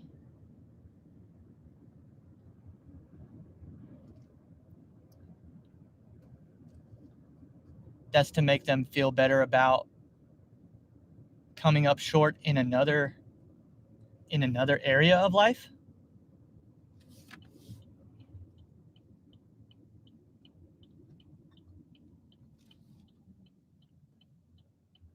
AKA like, oh, people know that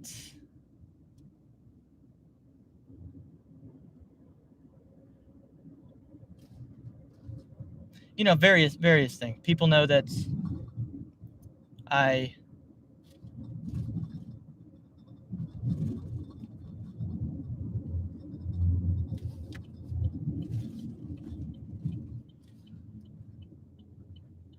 like the whole Coach Eli deal.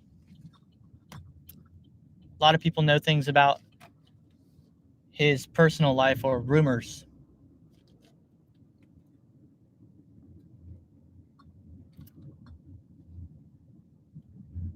So in order to counter that, some people choose to lie about their income. Say, yeah, well, what might be true, but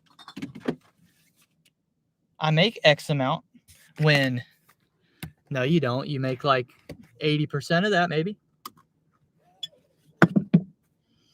Steve said, as you get older, you learn it is smarter to not share what you earn. Read The Millionaire Next Door. I've read The Millionaire Next Door. I'll be right back.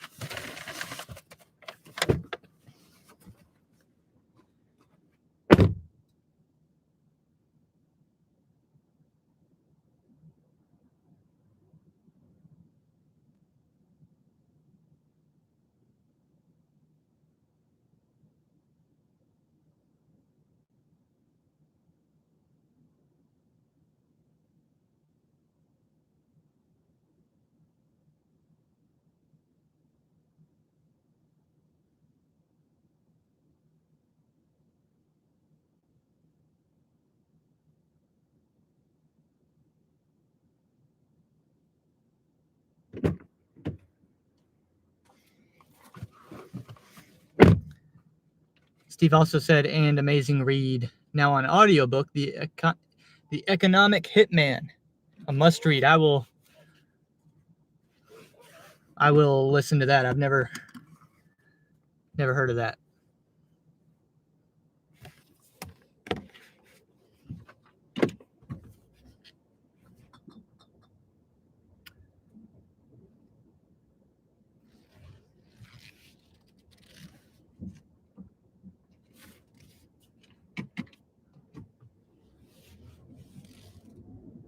Ugh. All right, let's see how far we have to get to the recycling center now.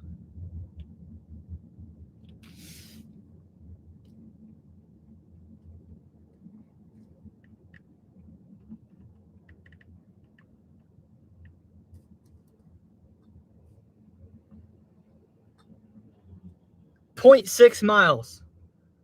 0.6. That's what I'm talking about.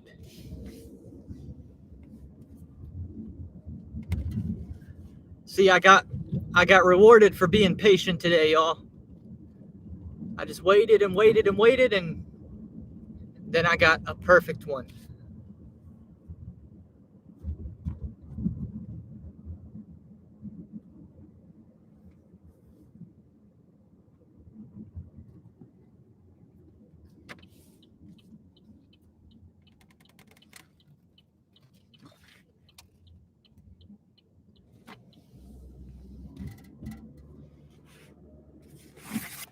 Steve said, I dropped a video yesterday asking the question, is gig work glamorized on YouTube? I saw that. I didn't, you know what? I'm going to watch that this afternoon.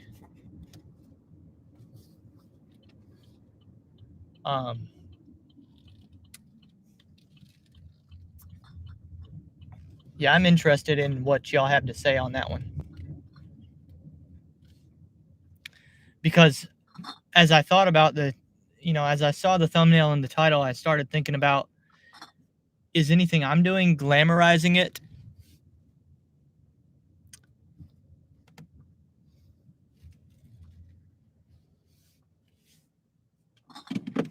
Because I would say I've definitely done videos that glamorize it. But I've never lied about anything. Every little video I put together is true, and it really happened.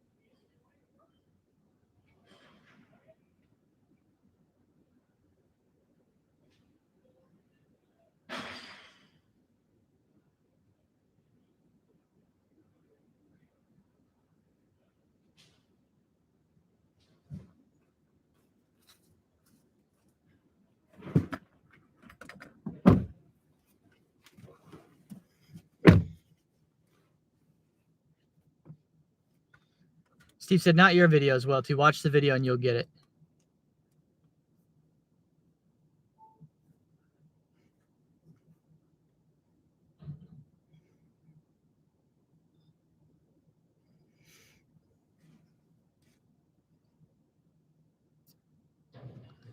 Tony said, just off the phone with Lisa, she may be having some more pre-labor, or it could be the beginning of actual labor. Uh-oh.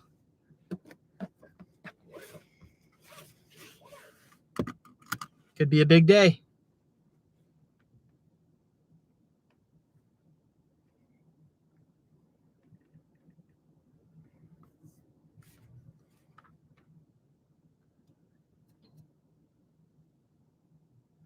Steve, can I play your video as we drive home here, and I can listen and react to it on my live stream? Do I have your permission for that?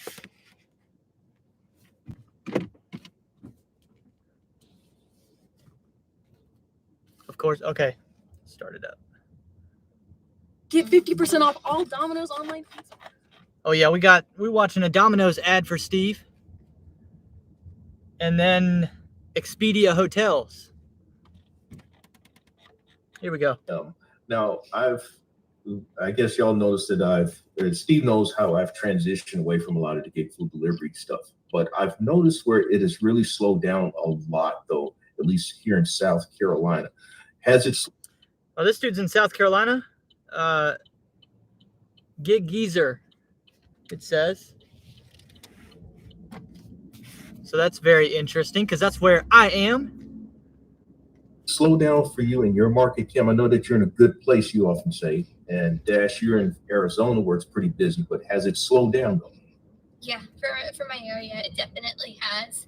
I always, 3 years in a row, like my area has ramped up during the summer, and we didn't get that like ramping up like it normally does being down the shore. I can't say that it was like super slow, like, oh my God, I'm in a summer slowdown, but it wasn't anywhere compared to what it has been the past 3 years. Mm-hmm. Yeah, I would say that for my area, specifically Arizona, is kind of an interesting area because there's so much migration here. So when I say the migration, what I mean is that like at Arizona, where I'm in Phoenix, it's a college town, there's snowbirds. So just the amount of people in the fall here is so much different than the summers. It slows down just because of that, especially when school's not in season. So it slowed down relatively, but to say that it's slowed down year over year, I won't really know until probably another month or two, honestly. What I've been finding. What do you mean by snowbirds? Because I have a definition of snowbirds, but I don't know if that's what he's talking about. So a lot in my area is there are a lot of new drivers. So, with the years of doing this, like you get to know who your full-time drivers are. You even get to know who the part-time drivers are in your area. And there are so many new drivers in my area. Every day I'm like, oh my God, there are so many. Like, it's just something you notice. And I just keep shaking my head like, wow, there are a lot of new drivers here. Yeah. Do you think, as content creators, you may have contributed to the problem? I mean, there's a friend of mine. There's a friend of mine here in the Columbia area. Okay, he's always giving me grief, saying, "You're the reason why we're having this problem now. You Gig Geezer, you Mr. $10,000 a month, you Mr. $12,000 a month. You're the problem." It could be, there's always that risk of being a YouTuber and, having people, know your area. And, when I first started, I'm like, yeah, I'm from New Jersey. Like, I don't even, But do you think it's us content creators, or do you think it's the 85% of the gig economy who? Tony says snowbirds are people who leave the snow states for summer and winter stay. Okay. That's a better definition of snowbirds than what I know. And that makes more sense in the conversation. Those less than 20 hours a week who are just coming on maybe part-time or part-time plus and struggling at their other job or lost their other job. Yeah. I mean, we're in a recession. There's inflation's through the roof. I mean, there's a lot of other I don't think it's content creators, because we only make up 15% of the full timers anyway. You get what I'm saying. It's just that there's the, there's the certain visibility that we give to this. People do. I mean, when I really tried to improve my driver rating on DoorDash, this is something I shared at one point though. It took me like 500 deliveries to get a 4.50 rating. I got on YouTube to figure out ways to improve my rating. Okay. Now, of course, you get to look at other content. You may see somebody talk about how I made $2,000 this week. I made $1,500 this week. Yeah. And so, you've got this glamorizing of things, and people think that, oh, I can go out there and make $1,200 this week doing DoorDash or Grubhub or Uber Eats. And so, just curious, do you feel that we may have contributed to that problem? Okay, here's my thing. You're not glamorizing something if it's reality, if it actually happened.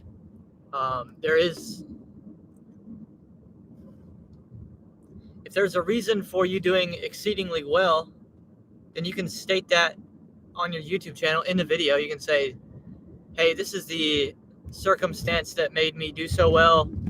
Don't expect this all the time. Or you can just do a large enough quantity of content that you're showing all aspects of what it is to do this full time, or not just full time, but to do it at all, to show all aspects of what it is to do this. I feel like it's impossible, in my opinion, it's impossible to glamorize my lunch shift while I'm live. I mean, it doesn't matter if I make $100 in the shift as we have before, or if I make $38 as we've made today.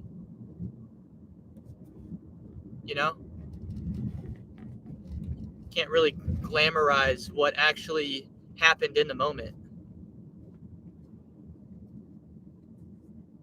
Or is it just that? I'll tell you this. I'll put it this way. At any given job, I've never seen an extremely high percentage of people that are looking to get better at it. And I think with gig work, just like any other position, there's going to be 10 to 15% that are actually looking to get better at their job. Everybody else is going with the flow. Now, I'll take that one step further to say, if those people, though, are in your market, they are probably going to come to the store you're showing in your videos. I will say that. So, like, if they're saying my store that we're always at is now kind of saturated, I would agree with that, because, I would agree with that piece of it. Yeah. But just in general, I wouldn't say so. I guess I'm just never worried, because even if, say a couple people come to my market because, everybody, people know my market, they don't know it as well as I do. Someone who just comes to my market doesn't know where to park, doesn't know the side streets, doesn't know the restaurants to pick up from, doesn't know the ins and outs of my area. I know my area like the back of my hand, that I know this time to be here, this time to I've almost perfected my own system at this point for my own area. So they're not going to have the same experience that I have based off of the knowledge. I mean, they could if they keep going and doing it, for, months at a time. But, I just know my area and I know where to go. So I don't think they're going to have the same experience that I do just based off of what I know. I think what I would say to this is that I think that we just have to be we should anyway. I did an independent contractor piece today where I was dealing with people who write federal legislation and stuff were on the stream with me. So on a very professional level, and it's kind of having me think now that you asked me that, because I think we have to be very careful about how we say, like how you were saying, glamorizing, don't glamorize it. If you made 2,000, explain to people that took you 90 or 100 hours, because that might unglamorize it. Because most people who are looking at these, maybe they're not hearing the hours to go along with the earnings. Your favorite primetime channels are on YouTube. And I think this is a whole piece. If you're gonna talk about specific earnings, talk about your market, make sure you're, it sounds like a broken record. Make sure you repeat that. Because like you said, Geezer, somebody could be coming on and catching your first video. And if you're talking about earnings, you have to talk about all of it. Mm-hmm. Here was my dash time. Here was my active time on DoorDash. Wait, so you spent 40 hours not working at all, just staring at the damn app? I don't want to do that. Mm-hmm. Don't tell people, like, don't come on and say I made $2,000 and I did it in 42 hours, but you were on the app 90 hours. Right. I will agree with Geezer in the sense that we do glamorize it. I think we intend to publicize it to motivate other people who are doing the same things that we do, to educate people already doing the thing that we do. But I think naturally there's going to be people that don't do that find it and say, okay, let me try this. But the amount of people that I think that are actually going to quit a full-time job, I think that we're convincing people to do that. No, but what about people who get laid off or fired and can't find another job real quickly and like zap onto YouTube for a minute? They're like, wait a minute, all these people are making, like Geezer said, like, hey, look at these people making $2,500 a week. Yeah, so I think those people, I think they'll find it. I think they would have found it regardless. I think that we're making the videos now, but I mean, 10 years from now, 15 years, it'll be somebody else. Well, yeah, I get what you're saying. I just threw it out there. I guess too, with the economic conditions out there, yeah, people are trying to make whatever they can, whatever way they can. And quite honestly, if I'd known about some of this stuff 10 years ago, I'd probably been in a much different situation 10 years ago. So, I'm glad that I eventually stumbled onto the gig economy, and it has turned things around for me. At the same time, I think though that the gig economy stuff has more visibility than it did just 10 years ago. Oh yeah. Oh, 100%. Agreed. And so, and 10 years ago it was only rideshare. Yeah, it was Uber and Lyft, depending on where you were. DoorDash, what was that? What was Grubhub? But as Kim says, she noticed the new drivers.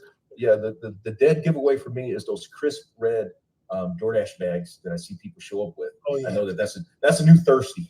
That's a new thirsty. The first thing comes to mind to me. So somebody should do a video that says, "Hey guys, don't look like a noob and run your bag over a few times with your car." Like make it look like you've been working for a minute. Yeah, look like you've been there. Look like you've been there before. The funny thing is my DoorDash bag had seen its day, and I ordered a couple months ago, like the 2-pack that you get. And I'm like, I'm gonna look like a new. I have over 10,000 deliveries, but I'm gonna look like a new driver because I have a new DoorDash bag. No, who cares? You should want to look. You should want to look good. You should want to look fresh. And yeah, absolutely. I have before, and I will continue to change out my hot bags when they've run out of their, effectiveness or their visual appeal.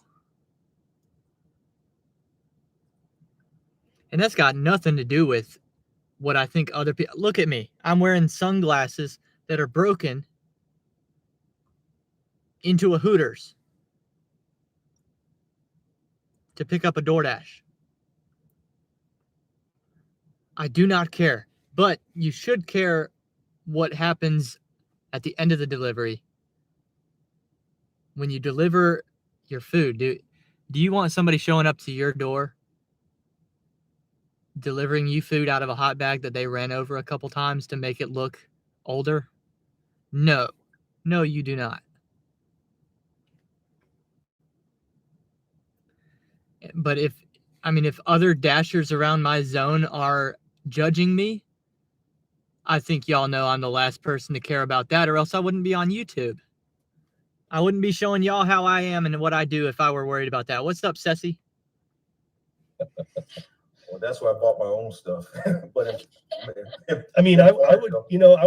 would kind of ask the same thing to you, Geezer.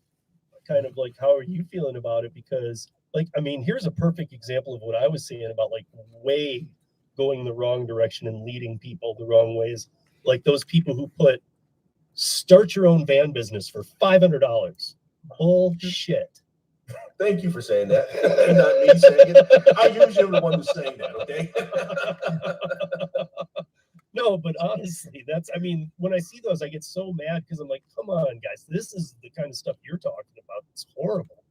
Well, I've also been blocked on a few channels for challenging people for saying you can make this. And I'm like, hey, what did you do last week? What did you do in your van last week? Instead of regurgitating and reading from a computer screen, what did you do?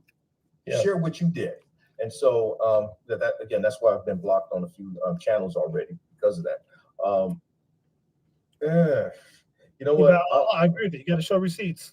You got to show receipts. I mean, like if you know, you and I have talked about it before, but like if a year ago you were talking to somebody who was coming to you that you knew for solid advice, you've known them as a friend for a while, and they said, hey, listen, I really am thinking about this van business. Give me the lowdown. And you did. And you said, yeah, I think you could do well. I mean, would you give that person the same advice today? Well, this time a year ago, I had no thought that would not have been in my thinking about a van. Okay. So if you ask me that question, 8 months, whatever puts it into the perspective of when you were. Okay. All right. If someone I've known over the years come to me now, I would just tell them to check out my videos. Not so much as, trying to be the salesmanship of my channel, but check out my videos and see what I have done over the course of time. And I believe, though, that, with what we do, it is what you make of it, regardless of what it is. It's what you make of it. So you can have all the apps, you can have all the ends of all the brokers, and if you can't make it work, you're going to say that this sucked anyway. Facts. Big facts. Yeah.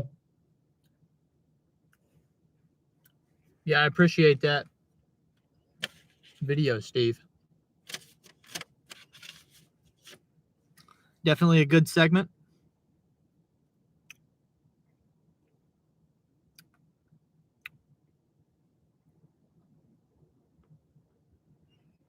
And I might be guilty of that because when I post my earnings now, nobody's looking at my earnings and thinks that they're like life-changing earnings. When I post, I made, what was it? $757 last week. Nobody looks at that and is like, oh my God, it's not $2,500. But I could still be guilty of not talking about how much time that I work in order to do what I do. And so that I've actually gone the opposite in a couple community posts. I've had people in the comments ask me that exact question. Well, how many hours did it take? How many miles did you drive in order to do it? And the truth is, I don't keep super precise numbers about that. I don't know how many miles I drove. All I know for a fact is I didn't accept any orders that were less than $1 per mile. My average dollar per mile is somewhere probably around $1.50 or $1.60 probably. On an every single order basis. So like I'm not worried about spending money on gas. Allison and I budget and we talk about how much do we think we'll spend on gas this month. And then we look at my earnings. And as long as all the numbers check out in our budget, I'm not worried about it. And I'm not turning gig work into a science here. I'm not turning it into a science. So that's one thing. And the second thing is they ask me how many hours I work to do it. And to me, that's a goofy question too, because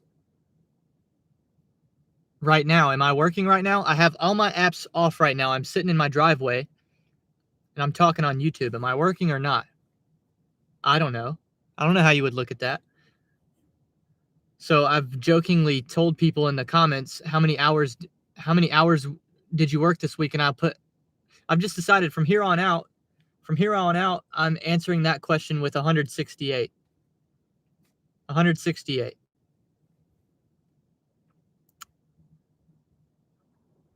Yeah, that's true, Steve. Everybody Everybody talks about how cheap my gas is over here.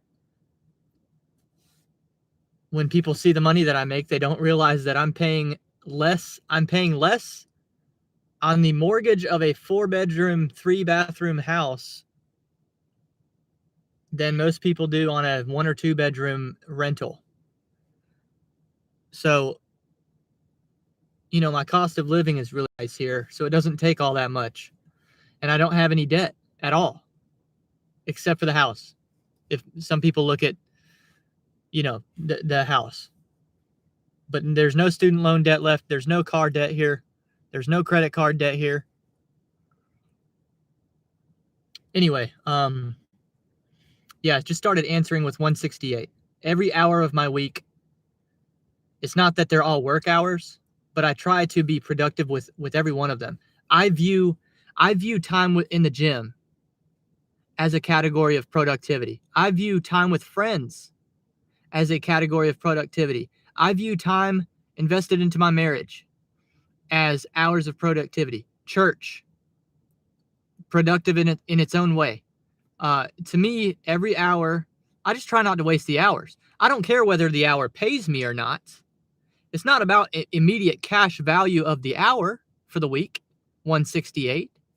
It's about, was the hour used for something useful?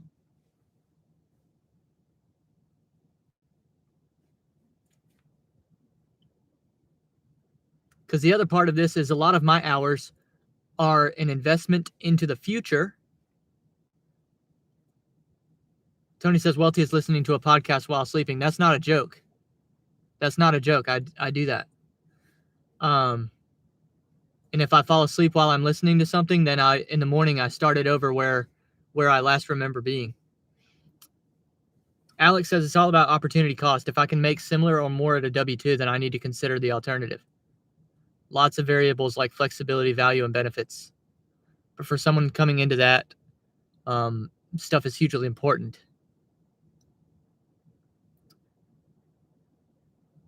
Yeah.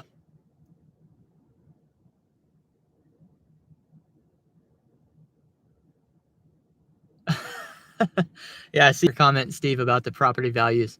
So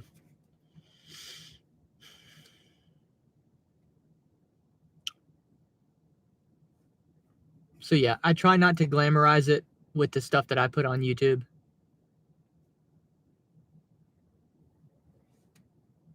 But at the same time, I'm overwhelmingly optimistic and happy and satisfied and content in my life. So like, to some extent, I feel awfully blessed and glamour. I don't know. I don't want to call myself glamorous because I wouldn't call myself glamorous. But I feel like I live a glamorous life.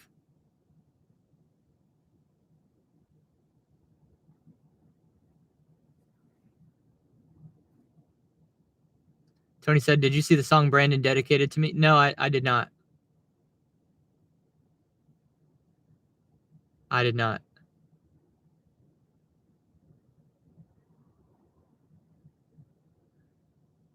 Giggity said, if Welty starts a new fad with those glasses, I'm unsubbing.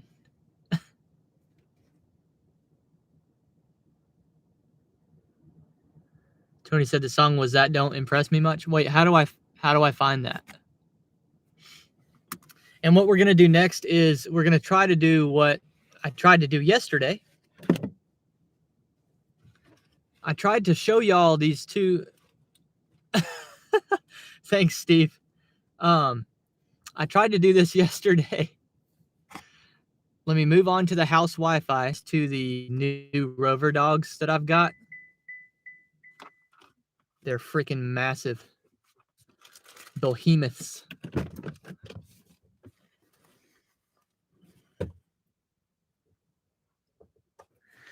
I'm getting paid really nicely this week to keep these dogs at my house.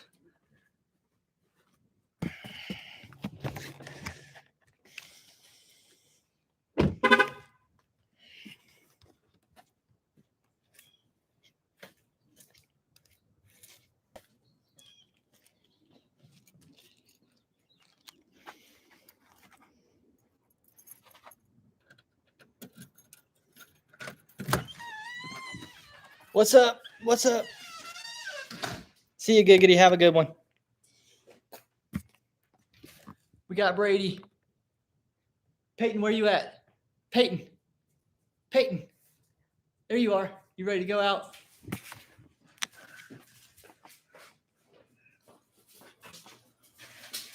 They told me to leave the other two outside all day. Look. Look at that big. That's a girl. And they're not even 1 year old yet. And they make my shepherds look tiny. And there's two of them. Wake up. Wake up. What's up? What's up?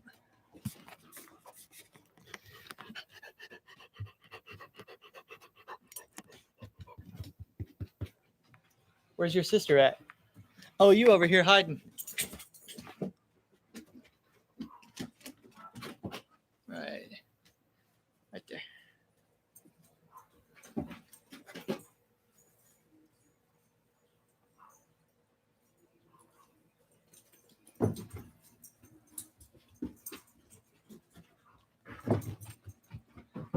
I don't know how far out into the yard the Wi-Fi extends.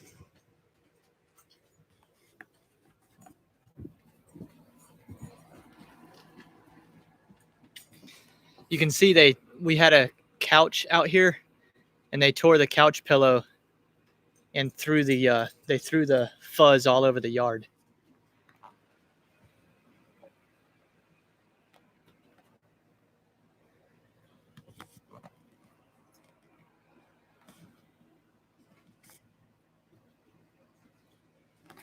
Yeah, they like to be right beside me when I'm outside.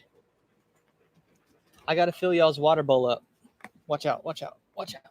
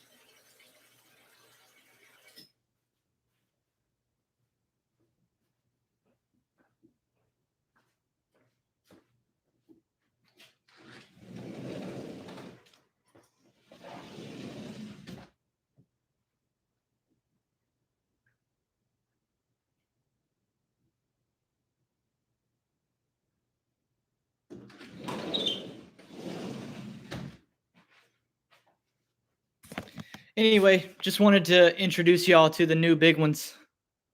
God, they're so big. 9 months old. Crazy. So we have them through the rest of the week here. I think they leave on Friday or Saturday. And we're getting paid $48 per night that they're here. And we don't have to do any. I mean, they were like, just leave them outside the whole time. So all we've got to do is make sure they have water and you keep them fed.